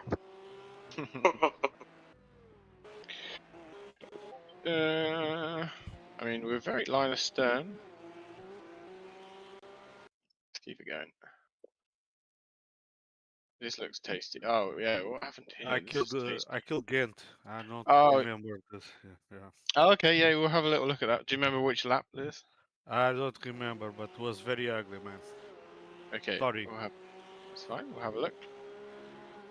So I think there's probably some frustrations from the three of us here, me, Tommy, and Payson. Obviously, Roman's just come out the pits a lap down. We're having a battle on lap 3 of the race. It was a bit tough to try and get past. I mean, here he's backed out the throttle, which is absolutely fine in this situation, knowing he's got space. But I think previously was a little bit scary, but I feel like there was some kind of incident. Yeah, Keith, just go back to me. One more car back. Okay. Pretty sure he spins in front of me. I think. Yeah, I mean, if it's just himself, that's it. Oh yeah. Oh no. And then like nice. that gap. Yeah. Nice reactions though there, Stephen, to deal with that. Obviously, that's just a bit of a painful. There's nothing to say blame-wise there, obviously. Oh no, not at all. No, just spewing because I was catching George. Yeah. And, like I was hanging with him. You know what I mean? Like. Yeah. The one thing I would say, like in this like scenario here, is like especially when the pack like it is, and him being last, and it's only a 10-minute race and a lap down, there is really no need to be fighting too much like this now. So right now I'd be braking nice and early, let George just run up the inside and then just slow down really early, so you slot in behind him rather than George having to go side by side here and himself trying to go side by side and actually trying to carry quite a bit of speed around the outside, and that causing more problems for the both of them, if I'm honest. And George kind of probably a little bit frustrated by this as well, because you know how much that's going to affect your staying with the train, and then getting forced a little bit wide too, because he's pushing you over. So it's just not really necessary with being a lap down and in a 10-minute race as well, and early laps with these guys pushing hard, and you don't need to be getting involved. So I think the only thing I'll just say, if you are in this situation, you do find yourself like involved with people here right now, flat out with people right now is fine. And then like he's done here, sort of got out of the throttle, maybe added a bit of brake when people around his outside. that's fine. And then stick to the left here, brake nice and early, let George go up the inside, and brake nice and slowly and tuck in behind the train.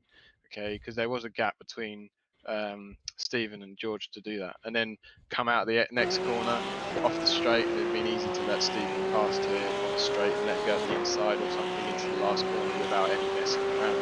But obviously, being offline and going side by side with George on his cold tyres straight out of the pit, he's then found himself getting in a bit of spot of bother with a slide and actually causing more problems with Stephen. Again, it's he's no intent, but it's just a real shame to cause problems to other people races when it shouldn't. There's no reason to. So just something to mention there if you ever find yourself in that situation. There we go. Anybody else having trouble with Jack's replay? No. Oh, okay. Just Is me. it being a bit blurry, or? Oh no, it's like skipping. Australia internet. Yeah, the pigeons have got lost again. Yeah, looks okay here on my screen, lads. Pigeons have got lost again. Yeah, it just looks like you've outbreak. Oh, that has killed it. Yeah, for sure. Yeah. I mean, it just looks. I saw this crash there right behind me, Jack, and I was actually commentating on my stream. I don't know what happened there. Yeah, I think just Lewis, well, looks of things, just outbreak yourself, got a bit deep. It's still fairly fresh, lap 3, so you're just getting up to temps and just running a bit too hot, too deep, and then when you're catching someone while braking and turning, you tend to try and add more brakes to avoid end up getting collision. But obviously, adding more brakes while you're turning and everything, it just probably makes the car not turn as much as well. Obviously, it does seem like speed is the big thing that caused it. Yeah, it just running was. into I was a little nervous my first race, so emotions, I think. Yeah, it's all right. About that, so. No, it's fine. You owned it. We're here to learn. Obviously, mistakes happen, and that's exactly what happened here. It just shows that like a bit of like some focus. Like maybe I'm not saying this is the case, but maybe you had a bit of vision of watching the guys in front and forgetting a little bit of like what you're doing, where your markers are, and doing your own thing rather than focusing on any other people. Okay, sometimes that's something that can happen where you just get a bit fixated on the other people to try and catch them, not focusing on your own task at hand, which is hit your marks. Okay. And that's just something that can easily happen. You make these little mistakes and you run in too hot, and you can't do anything about it when you're in that situation. Yeah, as I mentioned, sometimes you find yourself trying to use more brake pressure to get yourself. You don't hit anyone, but then that makes more of a problem because the car starts pushing on and going forwards more easier with that harder brake pressure. So, yeah, look, these things happen. We learn, we move on. But yeah, something to take from that is maybe just really focus on your own thing rather than trying to be too bothered about anyone else around you. I'd suggest. All right. Yeah. Sorry again. No Sorry problem. again. And Nick going for taking a cone to the pits. Whoa. Well, I did the same exact thing in race 2. Stop trying to take them home with you. Come on. Yeah. Right, I think we'll skip a bit more. I think we're pretty much at the end of this race, wasn't it? It's only like 5 laps. The fight for last place, I think it was pretty good. Jack, lap 4, turn 2, me and Dave. Me and Hayden had a good last lap battle. Wait, there was 5 laps in that race? And Jack, can we also look at the incident that happened on lap 8 between me and Martin when you have a chance? Is that on the feature? That was in race 2 there, yeah. We'll have a little look. Apparently, there's a bit of lap 8 stuff going Yeah, on. race 1 was me at the very finish with who was it? Ellis. Yeah, I was well in front. We'll have a look. Let's have a look. So the first thing we start from here. We got Dave. Like he's got alongside, or at least just something that you can't move over on him, and you have to stay to the right.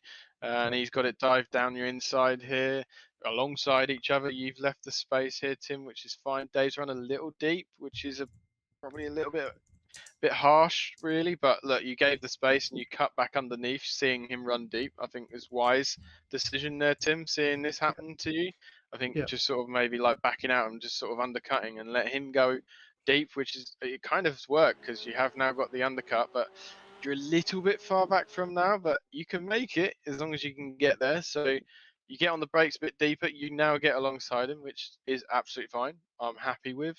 So the first thing I say is, yeah, Dave is turning in for sure. He is turning in. He's not really giving a space for a car. He's always going to close.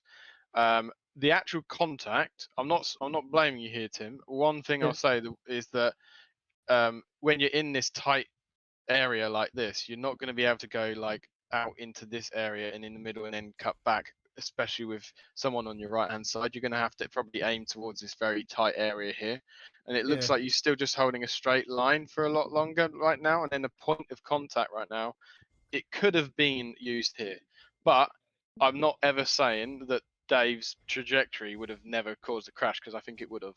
Dave's trajectory right now is heading towards that area, and that area here is not enough for a car on his left. So it's always going to end in contact from Dave's movement.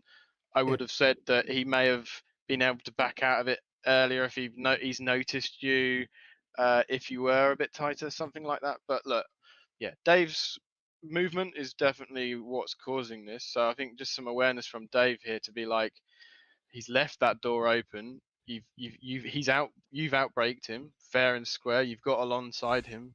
He's just going to have to give that space up and leave that space and open the door up and not turn in. And he's not quite done that. So yeah, I'd say that's the blame. But yeah, just something to say to you though, Tim, is not trying to be in that mid area. It does look like we're not turning. Yeah, that's for sure. But again, like I'm saying, it's probably not going to stop the crash happening, but it could have maybe been avoided so violently. You might have just sort of brushed rather than what here you've ended up kind of banging quite hard, and that's caused this spin from yourself. So you might have got away with it a bit better, yeah. And maybe Dave too. He might have been able to just carry on with it and just have a little bit of a donk rather than a bang, if that makes sense. So all these scenarios to consider, but yeah, there's some blame to put on mostly onto Dave there. Jack, my last lap race one, last corner to the finish, I think would be worth looking at. Yeah. Last lap. Last corner. It was like we finished like 1/1000th of a second. Oh yes, I remember watching it back. Yeah. So who's this? This is Gav and Reese. Let me just go back a bit because it does start here. So this is good little battle. You sort of it's last lap, it's last corner, so you thought, yeah, I'm going to try a bit more of a tighter entry line, go for a lunge. To lose. Yeah, why not give it a go? As long as you don't run in deep and run into the side of him, that's all you got to worry about. But as it kind of put the pressure on Gav by the looks of things. It looks like he kind of released out of a bit of pressure to make sure he carried a bit more speed in to stop you from going up his inside, and I think that's actually caused him a slight issue and made him run a little bit deep. So as much as you didn't get alongside Reese, that pressure that you've applied by doing that movement is great. That's racecraft in a nutshell, yeah? You've got to try something, and it's kind of paid off because it's forced Gav a bit wide, and it's given you something on the exit, and you have managed to both get the power down and get the drive, but who gets it? Yeah, he got it. He got it. Yeah, he got it. God. It was like 1,000. We gotta see the line.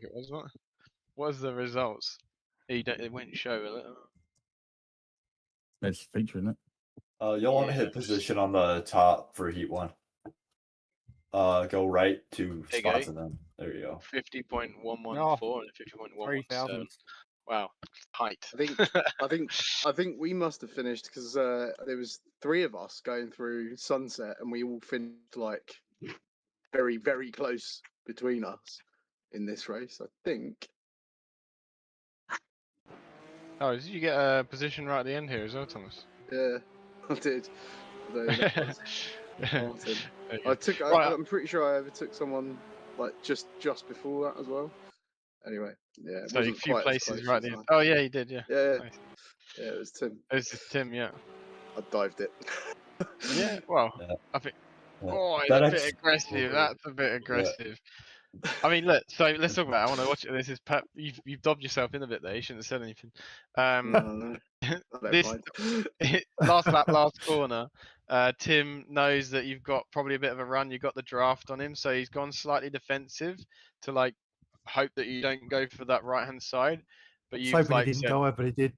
yeah, you also didn't want to upset your own line by Yeah. going super tight, which is good thinking. But obviously, sometimes you do have to make sure that the door is not open enough, because sometimes the inside is the preferred area to be. So maybe a little bit more defense could have stopped this from happening, Tim. Obviously, it's not great because it's going to make it harder for you, but sometimes this inside is the preferred place to be, and I think Thomas knows that, so he went for it. Got onto the brakes.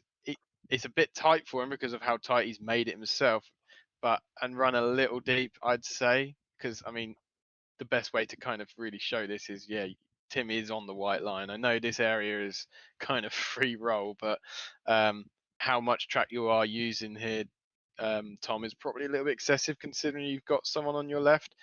It's last lap. It's last corner. You've tried the lunge and dive. I'd say it's a bit too much, too hot. If this was like, had to go to like the stewards, they'd probably say that like they wouldn't be too happy with that. You might have to they might reverse the places. I don't know, but then it probably wouldn't work because Martin is involved in this now too. But it's just being the fact that you're just not really giving him any availability to do anything. You've just kind of forced him deep and wide and off the way, and it's a little bit tight and naughty. That's all I'll say. But look, yeah, naughty boy. I'm just wondering how Tom got that rear wing Snap on the past wrist. inspection. I'll take it. I don't mind. It was all good. We didn't die. That's all that mattered. I think Tim did really well not to like do two movements under braking too. Like he left that space that was still there. That was good to see Yeah, too. we actually had a really good battle, me and Tim. Yeah. Tim did very well, and we were, we both did. We were side by side for much of the previous lap and a half, I think. Yeah. So yeah, Nice. it was good fun. It was really good. Good, I like it. So Garrett, you said you got a repeat. Yeah, you had. It's- What happened to Blake again? Where is Blake? Blake, what happened? So this time, the first time I was in neutral. The second time I forgot to start the car. Oh my Put in race mode the next time. At least you got going. You know what's sad is I've been practicing race starts for like 2 weeks. 2 weeks. Yeah, someone said to press I to turn off the ignition, and then this Oh, no, that was because we were waiting there for people to come around and look up, so. I was looking at my fuel calculator and stuff, and then I looked down and I'm like, oh no. Hold on. Yeah, Stephen wanted us to have a look at this. Yeah, I want to see my. I was getting forced wide. no, in Steven. Turn one. How did Steve-O recover from that? Because Steve-O finished in front of me in that race. Steve-O's quick. Oh, Garrett got pushed off too. Oh, fair play, Garrett, getting that stopped with all that graph action going on there. Yeah, I'd say the rest of that lap continues kind of like that. Hayden's just run a little bit deep, but let's have a look at this, Stephen and Andre. So Andre is there now, but now it's not, so he can move over. Hits the brakes and moves into that space. That's a tad bit early. It is early on the brakes, but there's a lot going on in front of him, so he's being precautious, which is good. Let's have a look at Andre's perspective. He's staying right. He's seen him on the brakes now. He's reacted on the brakes, but not being able to turn right enough. Obviously, the major, the cause of incident, I would say, is the fact Andre's now gone forwards into him, and obviously the trajectory of the track is follow right. I mean, the best way to see it is the white line now is he's pushing away from it into this area. I mean, it's a tight space, but at this stage anyway, Stephen doesn't have to leave this space open. He can move into it, but the problem I'll say is the fact that you're braking a little bit early, obviously to be cautious, but it's probably then caused a bit of a domino effect of Andre not expecting you to brake, and then he's then reacted. But I don't like to say a massive. It's a bit more of a racing incident aspect to this than anything else. Yeah, Andre, yeah, should have been following that trajectory of that white line a bit more if you really wanted to stay out of trouble. Stephen, I suppose you're not really doing a major thing wrong. You're trying to brake early, which is stopping yourself to be not getting involved in anything. So, yeah, I'd say more blame on Andre because of that. There's no other reason. Was that also a tad bit of netcode? Probably. They were still going to Yeah. hit. It's There is, still there is a bit of gonna- netcode, but they're still going to hit. Still going to touch. But whatever the weather, I think, yeah, Stephen, I can't put anything wrong that Stephen's done. It's only the fact he's broke early because he's being precautious. But then, how can you blame someone for being cautious in this first lap turn 2 area? Easily, a bit it's hard. your fault. Easily. So Andre, I would say, is more blame, but again, I can't say that's slam dunk. Going terrible back behaviour. on Andre a minute. Yeah. Yeah, he's just off the white line. Where's all this damage come from? Yeah, Something's happened before this, so good point. Where's all that come from? Oh, there you go. He's got a. There we go. Got a kiss. Oh, okay. It was like a domino effect there of Garrett and Andre. Yeah. Wow. Yeah, So there I we mean, go. this is.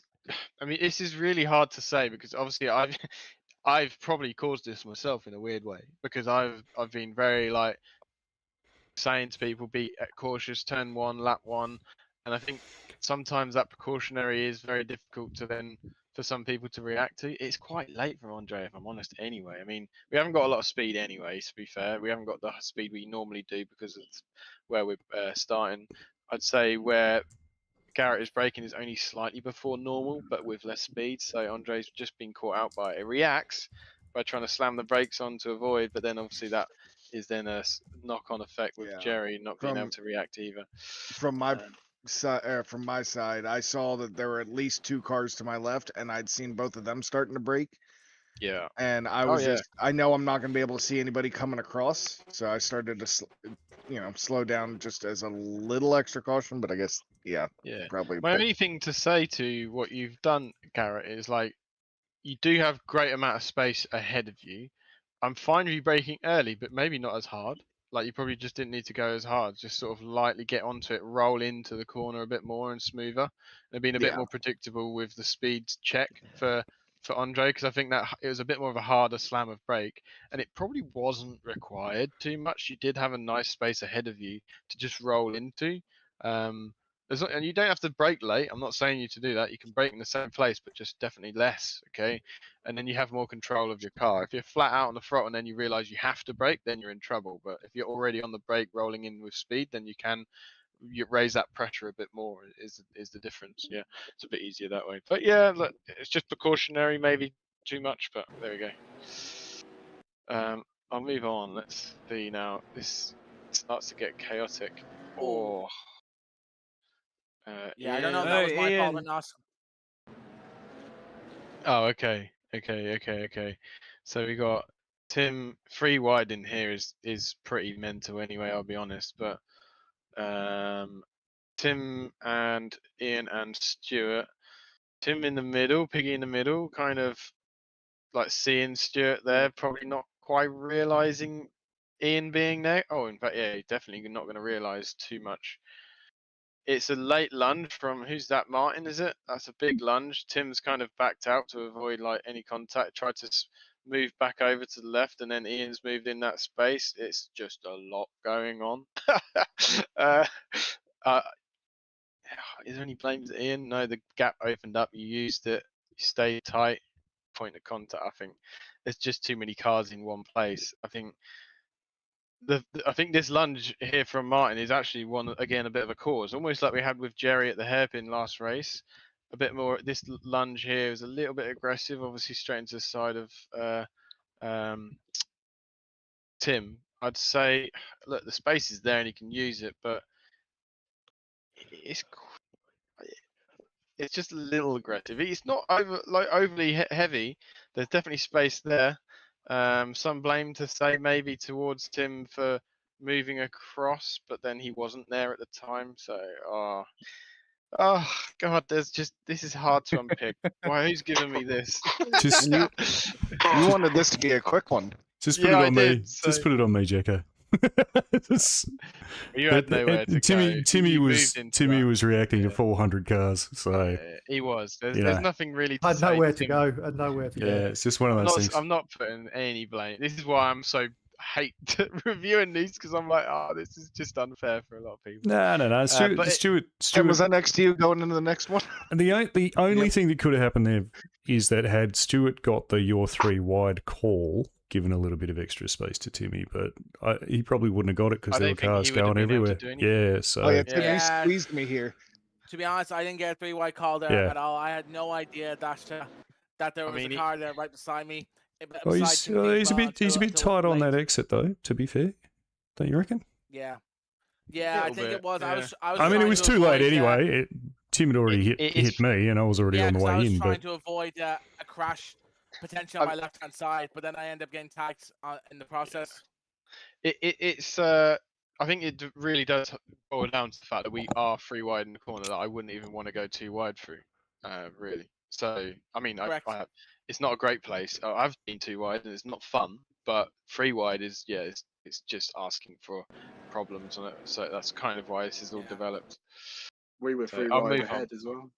Anyway, well, in fairness though, Knoxy was able to get me back by pulling off some amazing dive. You can look at Nick here. Thank you, Nicky. Oh, thank you, mate. Nikolai. Really appreciate it. Is Nick here? No, I'm chatting to him though. I can tell him he's the star and see if we can get him in here. Nick being Nick. Nick doing Nick things. Look at that. Bit of Ravage Racing, boys. Ravage Racing. And he wonders why he goes down to B class all the time, eh? Yeah. Look, he didn't even try. He didn't even try to back out of it. That was what made me laugh. This is right.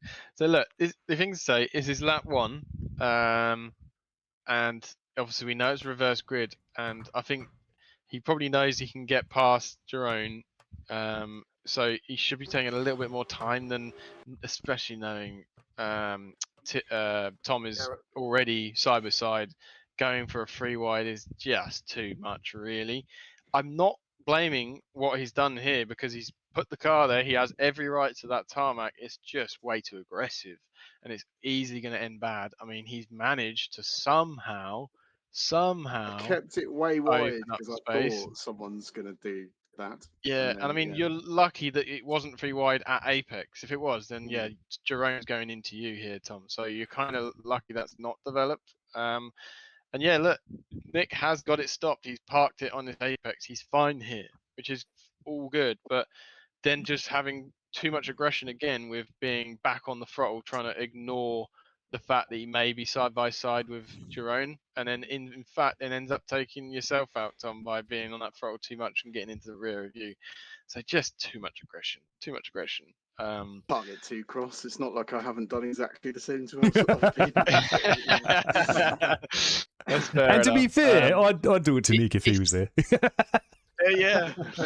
I mean, the whole like what he's trying to do is it almost works. I'm not gonna say anything too bad. Like he hasn't made it work.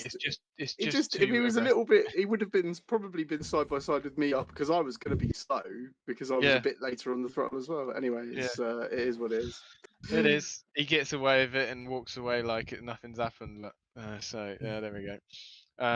He does cause some chaos for us later on anyway. So we'll have a look at that. I was driving behind a lot of that for a while. I was trying not to get involved, but I also didn't want to let off too hard. So, but yeah, that was quite interesting watching you lot fight. I don't know what happened to Andy as well because he got punted into the wall about 3 times. Oh, look at that, Tim. That was that lunge caught me off guard. It was good. Yeah, I was just having there rubbing my hands. Really.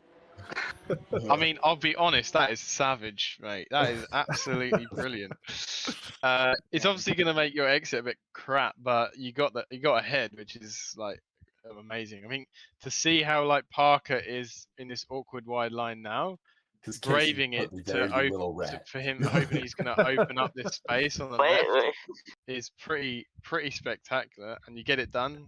Parker has to like open it up and let you do it. and you get it stopped, you get it on your apex. Lovely job, I'd say, Tim. Absolutely lovely job. I had a front row seat to that as well. I was like, oh, careful. Yeah, I'm trying to figure out what to do there, and I'm like, it's probably just better to back out. I'm trying to. Yep, that was the chaos corner. Carnage. It's two cars. Poor Gav. Poor Gav. Mate, that's unlucky. Where were you going to go? Nothing. So Matt as well he's got Reese sliding in front of him, lap 1, cold tyres, not really anywhere to go. But good job on like slowing it down and avoiding major contact. But I didn't get any damage off of that. That's good. Where did Reese end up in this? I did get a brown pants moment when I saw him on the inside as I came around the corner. It kind of. Oh, yeah. I think we're alright. I see that. Yeah, that was scary. Yeah, that was scary. You did alright there, Reese. Even from my angle. But yeah, Roman. What happened to Roman? I think just running. Caught the bump too awkwardly. Cold tyres. And yeah, it's just unfortunate for Gav to make the wrong. I mean, he had to go left here anyway for Reese, and then he's greeted to another sliding car, and he's like, "Oh, decision time," and it was the wrong one. Unfortunate, Gav, but yeah, just decision making in them split moments, and that's kind of ends up where it was. So that's a sad story to see. But there we go. A little bit holding brakes as well, or no? ABS in these cars in reverse sucks. For Gav, what to hold his Oh, brakes? no, for Roman. Oh, for Roman rolled back pretty far afterwards. I don't know. Yeah, I think he's on brakes. If I'm honest, Yeah, he's on brakes. The ABS in these cars when you're going backwards is just horrible. Let me just go like this. Wait, that's. As for example, his brakes are on. You can see it. How is that Chase? Go. What I do is he's got brake lights on though. You can see it from the corner. They did come off at some point and gone back on, but he's got. His brakes are on. His brakes are on. He's braking. Yeah. I think he's braking. It's just ABS stops that car. I think this is something we've noticed quite a few times now in this car. So yeah, there we go. It is. I think the biggest example of that though was Reese in Coda when he backed into Tommy. Whoa, that was close.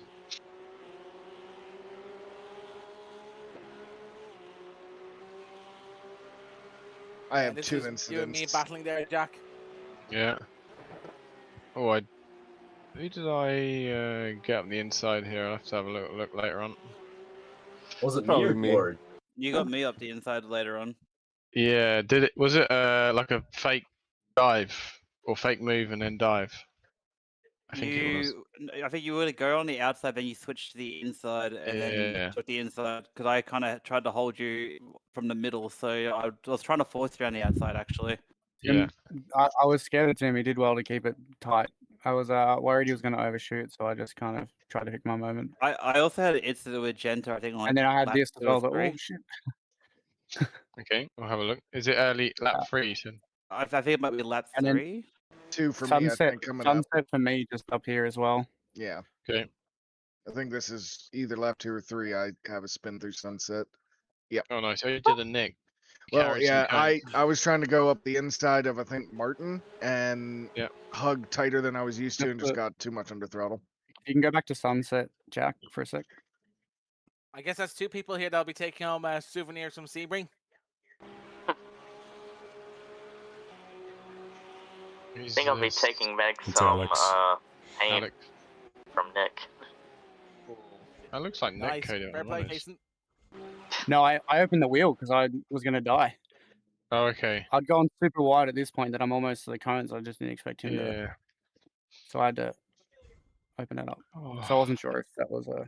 I mean, if I'm honest, you probably didn't need to open up, but it's knowing, not knowing, I suppose, for you. Yeah, lap 3 I had contact with somebody. Obviously, Alex is running deep, just as I explained earlier with... Who was it I was talking to? I think it was Tom, wasn't it, last corner? Yeah, I mean, running a bit deep, and Alex is doing that a bit too hot, too deep, I'd say, with knowing someone's on your left, and you've reacted just probably I'd say a bit too much. I Uh, think net codes are things that's what I was avoiding. I keep getting them. So fair enough. I mean, yeah, you never if I know, had kept but going in, it would have been close. yeah, you saved it somehow. Fair play. I would say though, like, yeah, your reaction was the only reason for that happening, but I think it's fair enough in some cases for you to just think about survival. You got a long race, so and it paid off. If anything did happen, netcode wise, you never know. So yeah. Lap 4 for me and Reese. It's Oh. self-inflicted on me.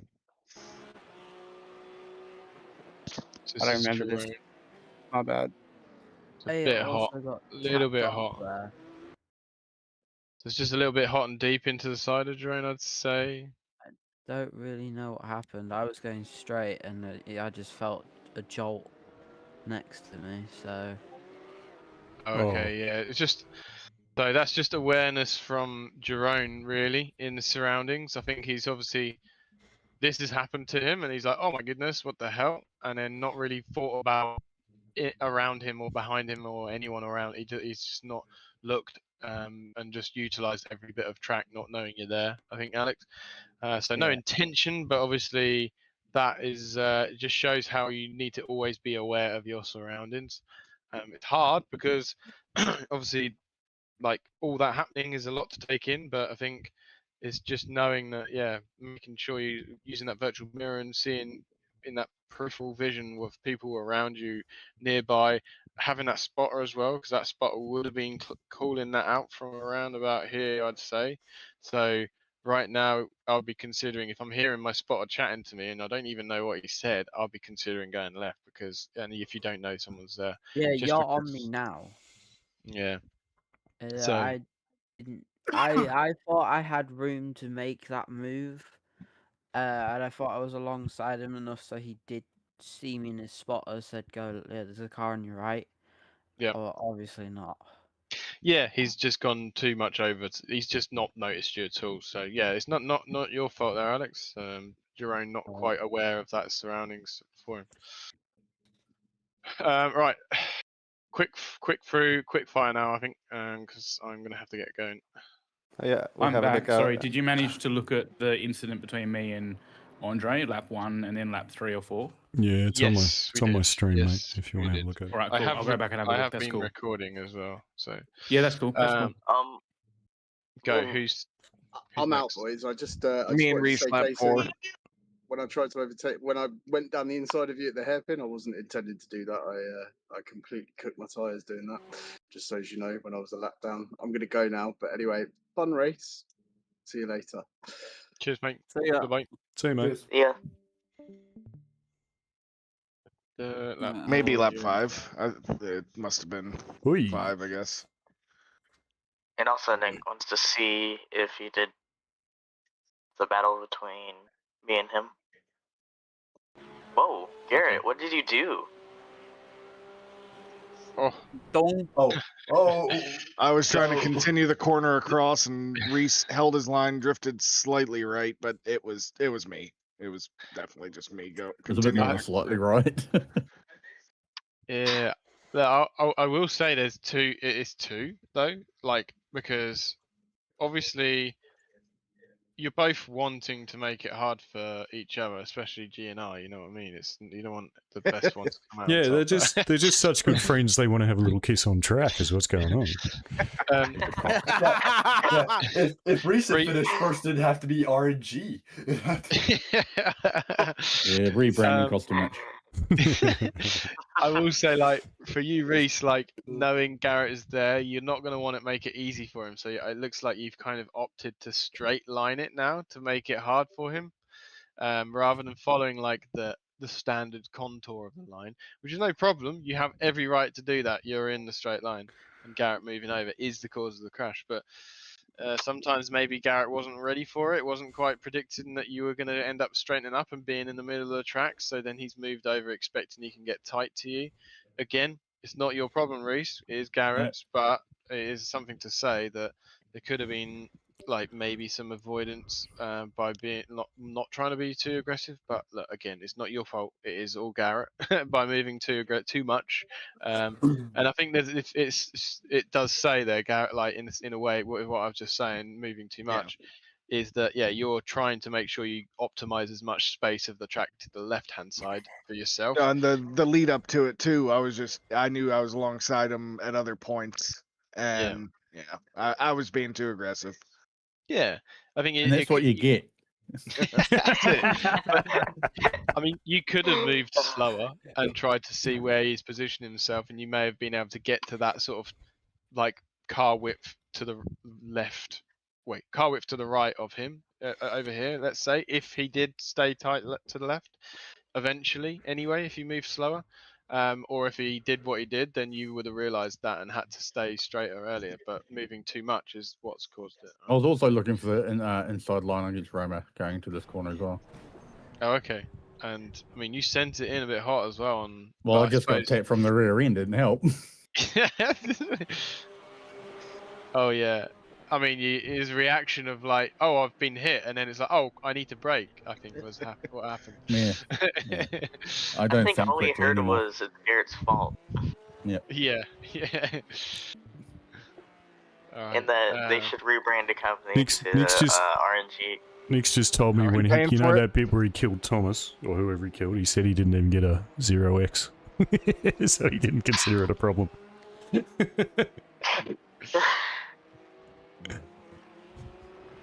That was good bit of racing there from George to get the undercut from Martin. That's a good job. Right, lastly, we want to look at Nick, don't we? Let's see Nick's defense that's helping me get the result. You better. Oh, that was a big lunge, but I mean, it worked. Can we also look at the incident between me and Martin on that lap 8 when you get a chance, Jack? Yeah, lap 8. Yep. Lap 8, yeah. Thanks. Okay. I also had the incident with Dave on lap 8 as well, going into sunset. Lap 8 was popular. Oh. Yeah, both of you not wanting to give it in. I think there was quite a big incident on the last lap as well between me. I think it was me and Martin fighting for last place, and then somebody had spun in front of us on the back straight. Okay, we'll have a look, mate. Oh, Martin had a Kaysen. moment with me as well.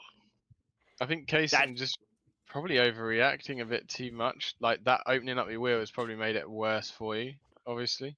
Good catch. In this moment, is all I'll say is like, as long as there are no major differences in speeds and lines, if you're side by side like this, any contact you're going to get, even if it's netcode, it's not going to be ridiculously heavy unless it's a big chunk of netcode, which is unfortunate, yes. But you reacting like this and seeing him like, oh god, okay, I need to react, is now just caused more of a problem just for yourself, really. Okay, I think if there was contact by you like continuing your trajectory that you had, it would have been so minor that it would have just been like a little rub and nothing would have really happened, I'd say.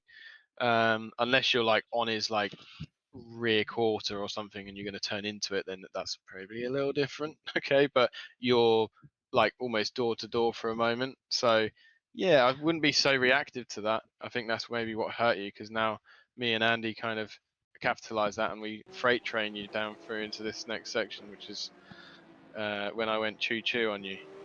It wasn't just that loud, but I was stuck behind him for a decent amount of time. Did you have owner's orders? No, there definitely wasn't. Are you sure? Yeah, no, why would I do that? I had to get past him too, you know. You did it pretty easily. Shall I show you how I did it easily? Yes, please. Let's Step have a back look. and let Nick and I make a mistake. Yeah, so firstly, Andy and Nick running deep and hot, so I thought I'd make most of it and get tight, and I knew straight right now that like if I plant it and let it run wide like I would normally do, I'm probably going to run into the side of them, so I don't want to do that. So I'm going to have to probably plant it a little bit later and then stay a bit tighter on the exit, and then you see I'm actually lifting out a bit of throttle to make sure I'm not running too wide. and I'm really fighting my wheel because I know I might be 3 wide here, so I could be causing a big crash. So even though there's a lot of space that I do have, I didn't quite know what was going to happen, so I made sure I was as tight as possible, but I've managed to get the extra speed on both of their mistake by running wide. And I know watching these last lap or 2 laps of Nick defending, I knew he's going to be aggressive. I knew he was going to send it in. So I made him kind of have all the space to lunge it in and me brake nice and calmly, get it slowed down, and then just get it overslowed with an extra gear as well to let tuck in underneath him. Switch back. And get a nice hard throttle. I know he's going to run deep. It doesn't mean that I'm going to get the move done straight away, but I know I'm going to get the inside for the next corner, and it's going to be a bit tricky for him to be doing anything from this point onwards. And that's my time to be a little bit hot and aggressive into this area, and he didn't really have anything else to say. As soon as I got in front, it was game over. He does try and dive me again here, though. I wasn't expecting it. And I had to open up because I thought he was going to lunge it in, so I left the space, but I managed to keep the speed and momentum to stay there. But yeah, there we go. That was it. I just predicted he was going to be hot. So he lets you get the bottom of the racetrack. Okay. Turn 1. Just Turn one? this same lap, turn 1. Oh, okay, because you died, you. Oh no. Yeah, I spun myself there, but this here. Oh, here we go. So Kaysen's back involved. Oh, okay. Bit of argy-bargy there. What I will say is, Andy, is like there's constant movement. Yeah, I didn't realize I wasn't straight, like properly straight. I realized after watching back, I got a slight left. So Kaysen now he's here. He's like, okay, I'm gonna now just. I thought he was already turning out. But yeah, I would agree that I'd felt that way too, especially with knowing that trajectory he had. He's trying to squeeze you, and then it's like, okay, now you're alongside. You can because straighten he's done up. that in the first race as well. Yeah. I think it's too much moving left there. I'd say, Andy, on that contact for that to happen. Yeah. And probably me being more aware. Yeah, a little bit. Like, obviously, you do straighten up now, which does move you a little bit right. So that is movement straight? to the right. Is it going past straight or is it straightening? Well, he's going left now, and you see his line. He then starts moving right off the line, so he's moving right, but so you're moving also left too. So it's like a bit of both, if in a way. But you had that constant trajectory there, Andy. That was almost like. So I got a question there, Jack. I got a question on this one. So Andy's moving left, right? And so if I had been Kaysen at this point, I would have expected to be able to drive in a straight line. Now he's gone a little bit right. In that case, if I had let's say it was me or Kaysen driving in a straight line here down that kind of little line there, would you then, like, should that driver expect to be able to drive that straight line at that point of the track without having Andy come across? Do you kind of understand the question? I mean, I'm not massively getting. I'm getting the whole understanding of, like, if you got someone alongside you holding a straight line. Yeah, so maybe ask it in a simpler way. If you're driving along on a straight and you've got a car on your outside and you hold a straight line, then you should expect the other car to also hold a straight line. Is that right? You can't ever expect anything from anyone, but what I mean, if there's space available for, like, let's say they've been side by side for ages, and this is a trajectory that Kaysen's had for the whole time. He's been straight down this line the whole way, and that's been the whole trajectory the whole time. Andy has every right to start moving into this space to squeeze it if he really wants to, but he cannot keep going across. Yeah, okay. I think my issue is, like, the fact that Kaysen is in this position now. He's now being squeezed by Andy by this point, so he's now has no other choice except to, like, move left, and he's getting squeezed by Andy by doing that. He's now alongside. And he's been pushed left quite a lot. He now gets to the point where he starts to try and straighten up. Obviously, he didn't judge it quite well and probably moved a little bit right, but that's, like, minor movement. But the trajectory from Andy is still going diagonal across by squeezing and squeezing and squeezing and squeezing, and that's kind of what's causing most of this. If I'm honest, that's what started the whole lot of it. So I'd say it's just too much from Andy in this perspective. If there's straight lines for ages, and then that started to happen, then it's a little different because maybe they're both trying to be like, they're both trying to create this, like, not give the other one space. And then that's when like there's miscommunication where both people move left, one person moves left, one person moves right to stop people having more space, and then there's bang, crash.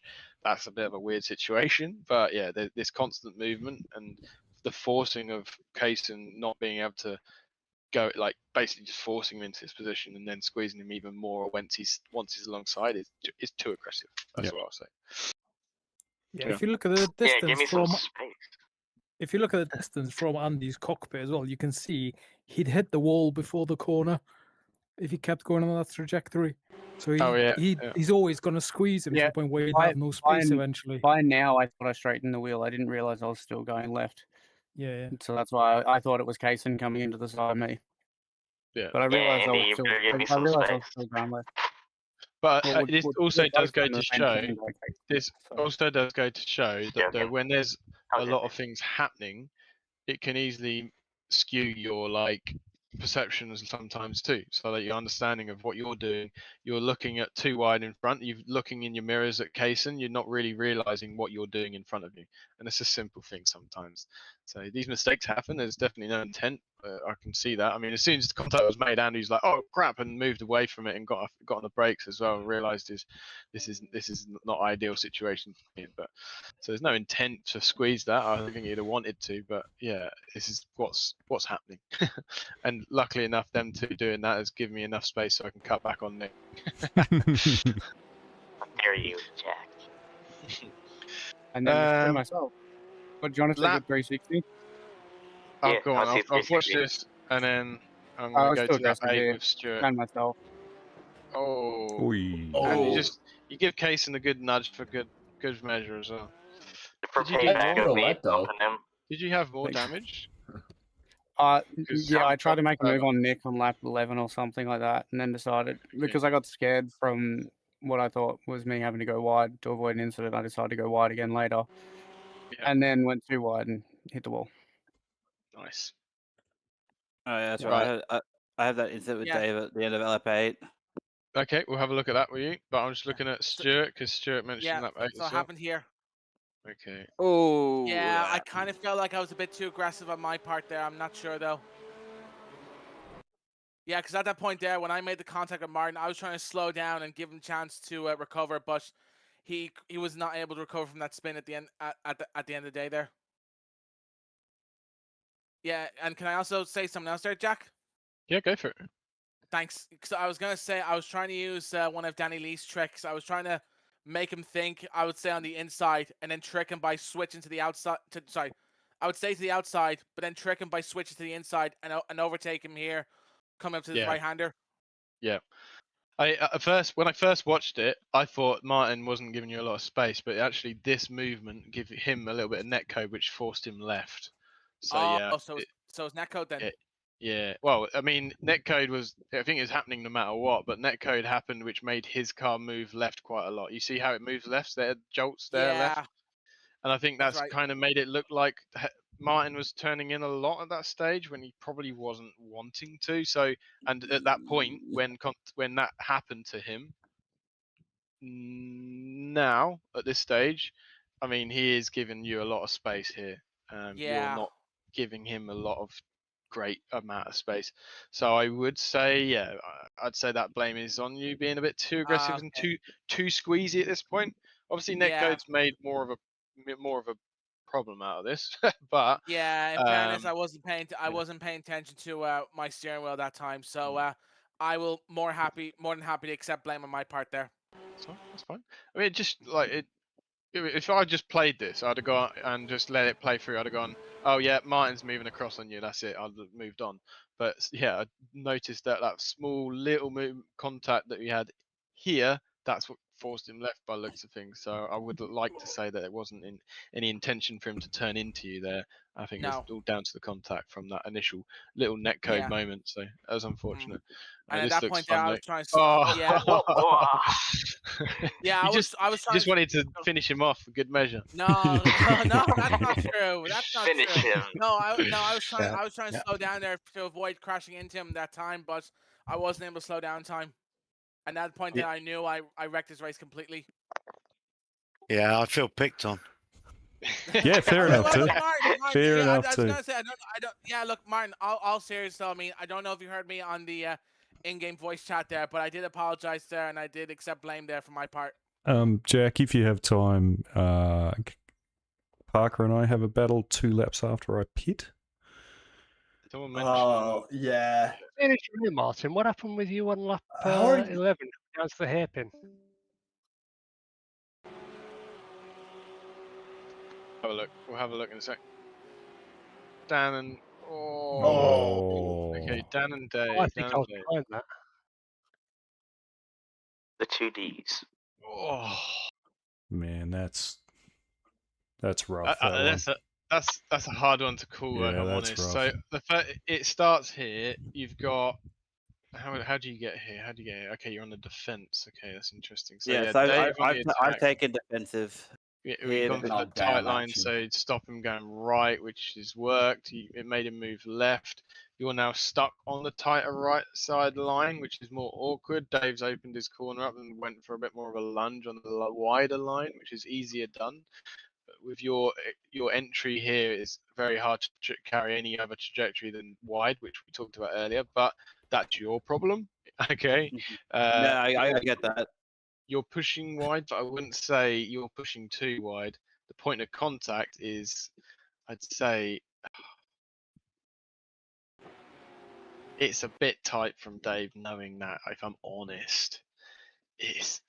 That's a very 50-50, because the point of contact, what you got to say is we're almost in the middle of the track. So I wouldn't want to be a steward. It's hard to say because how wide this bloody track is. Knowing the way that Dave drives, he would have been trying to squeeze Dan and just make him go slower.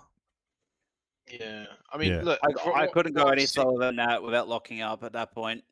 Yeah, I can see you're definitely not. You're really trying to avoid anything happening, Dan. I can see it. It's definitely what you're trying to do. I can see what you're doing. You're slowing it down. You're trying to get it stopped and stay tighter, but you just couldn't.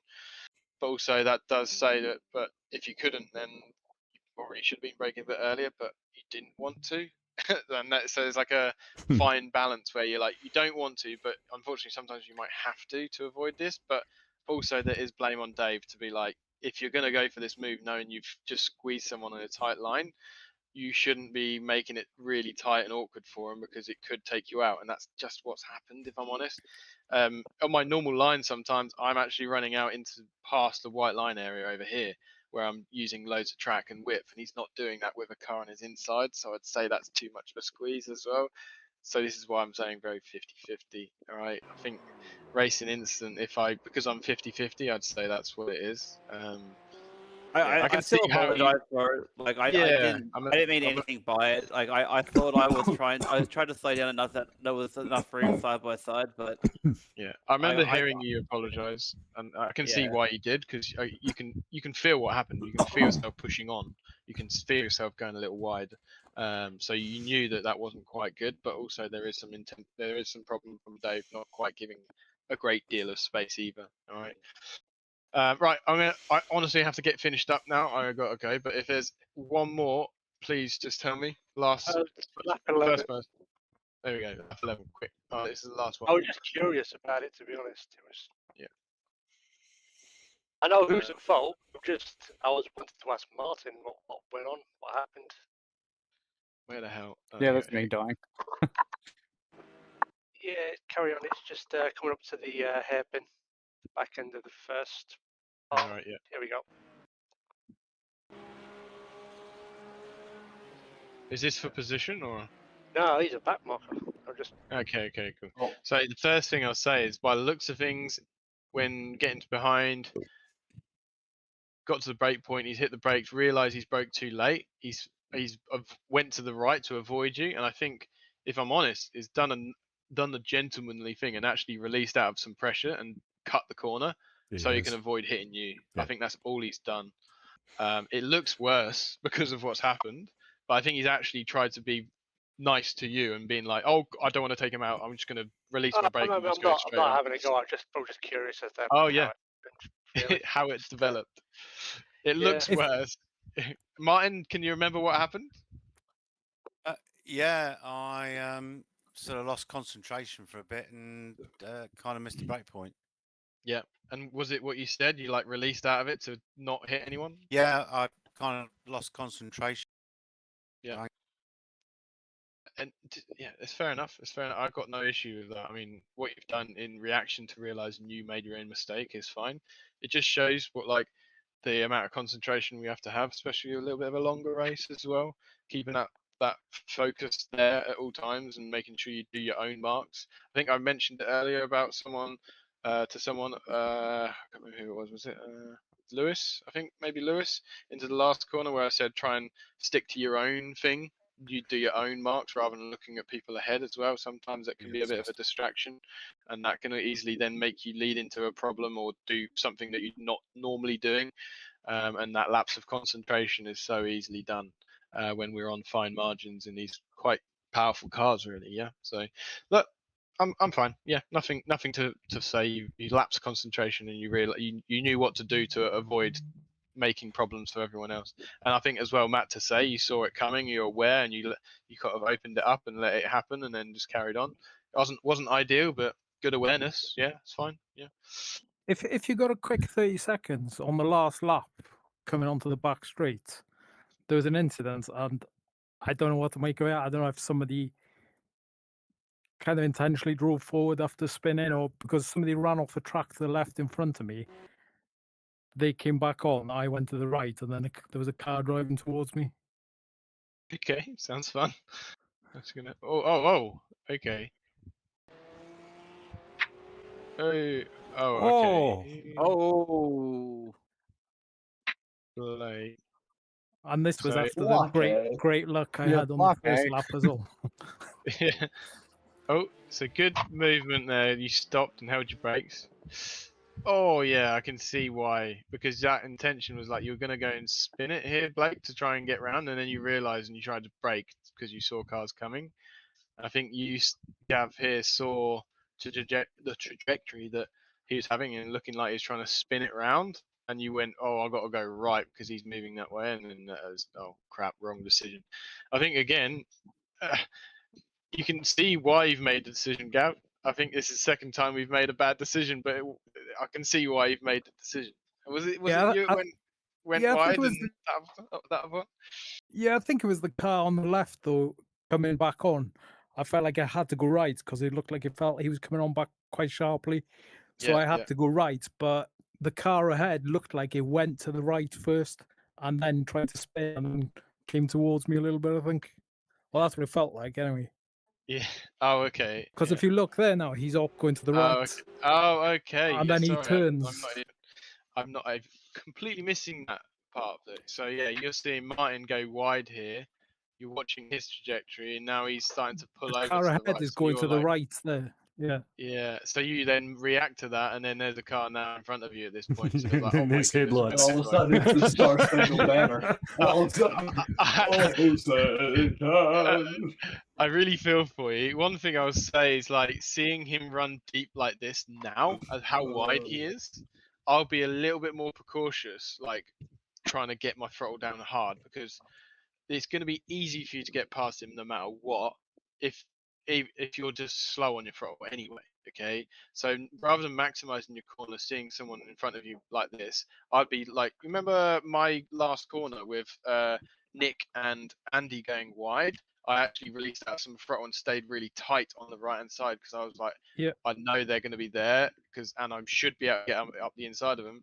I'm going to affect my exit, my corner, because I know they're going to be wide, and that's the similar scenario here. So I'd be looking to be like even more precautious and being really quite tight and being delaying my throttle here and being ended up in the middle of the track If you quite easily. pause it there though, this is what I was thinking. Because if you see, I'm actually on my brakes there. Yeah, 'cause you I are. saw Yeah, the you're car, reactive. Yeah. So I react into him coming from the left, and the car up ahead looks like he's going to the right. So that I then decide to release my brakes and put the throttle on and go for the gap and like leave him space to come back on the left. But the car ahead then turns to face me. Oh god. Yeah. I mean, yeah. I feel for you because it's a weird situation. I think the only thing to say is it starts from back here. I'd say is what I said. Is rather than going into it and then having to react afterwards, maybe you've done something that you didn't have to react so much now, like where you've had to brake because you've seen him here and now all of this is developed. If you were like in control, calm throttle, smooth steering, like the car in total control of the car and being able to stay tight here, you could have made a lot more decisions with better time rather than having to react now with braking and moving, and now your car's sliding and then you're like, oh, and now you can't really do a lot. I mean, this trajectory that you have, even if you did turn left like earlier, I don't think you'd have been able to like the car wouldn't have been able to do it because of how it is sliding at that moment. That's just the It's worst. just really unfortunate. It's just unfortunate. But There's it nothing just that- it yeah. does kind of go back to maybe be a little bit more like don't force yourself into a situation on someone else's situation. Look, there's nothing you've done wrong. You've seen a car coming back on, you've reacted to it, then there's a car in front of you, and it's like, what else can you do? I can see what's happened, mate. But so there's no blame on you. It's just a case of maybe there's a better decision you could have made. Yeah. Yeah. And it's tricky to say, and it's always hindsight as well. We look at this and go, why the hell did I do that? But it happens. Yeah. All right, that's it now, guys. I'm gonna have to finish, but yeah. Thanks, Jacko. I enjoyed that, and yeah, apologies for saying I'm not going to be here, and then I am going to be here. I managed to get back a bit earlier than I thought, so yeah, here we go. No, Check thank us you on again, the race. Jack, for a good race. Yeah, no, it's good Nah, fun. it was a shit race. Hate these cars, hate this track.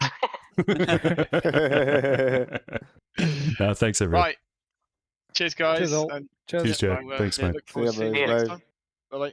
Bye, bye, bye. Bye bye.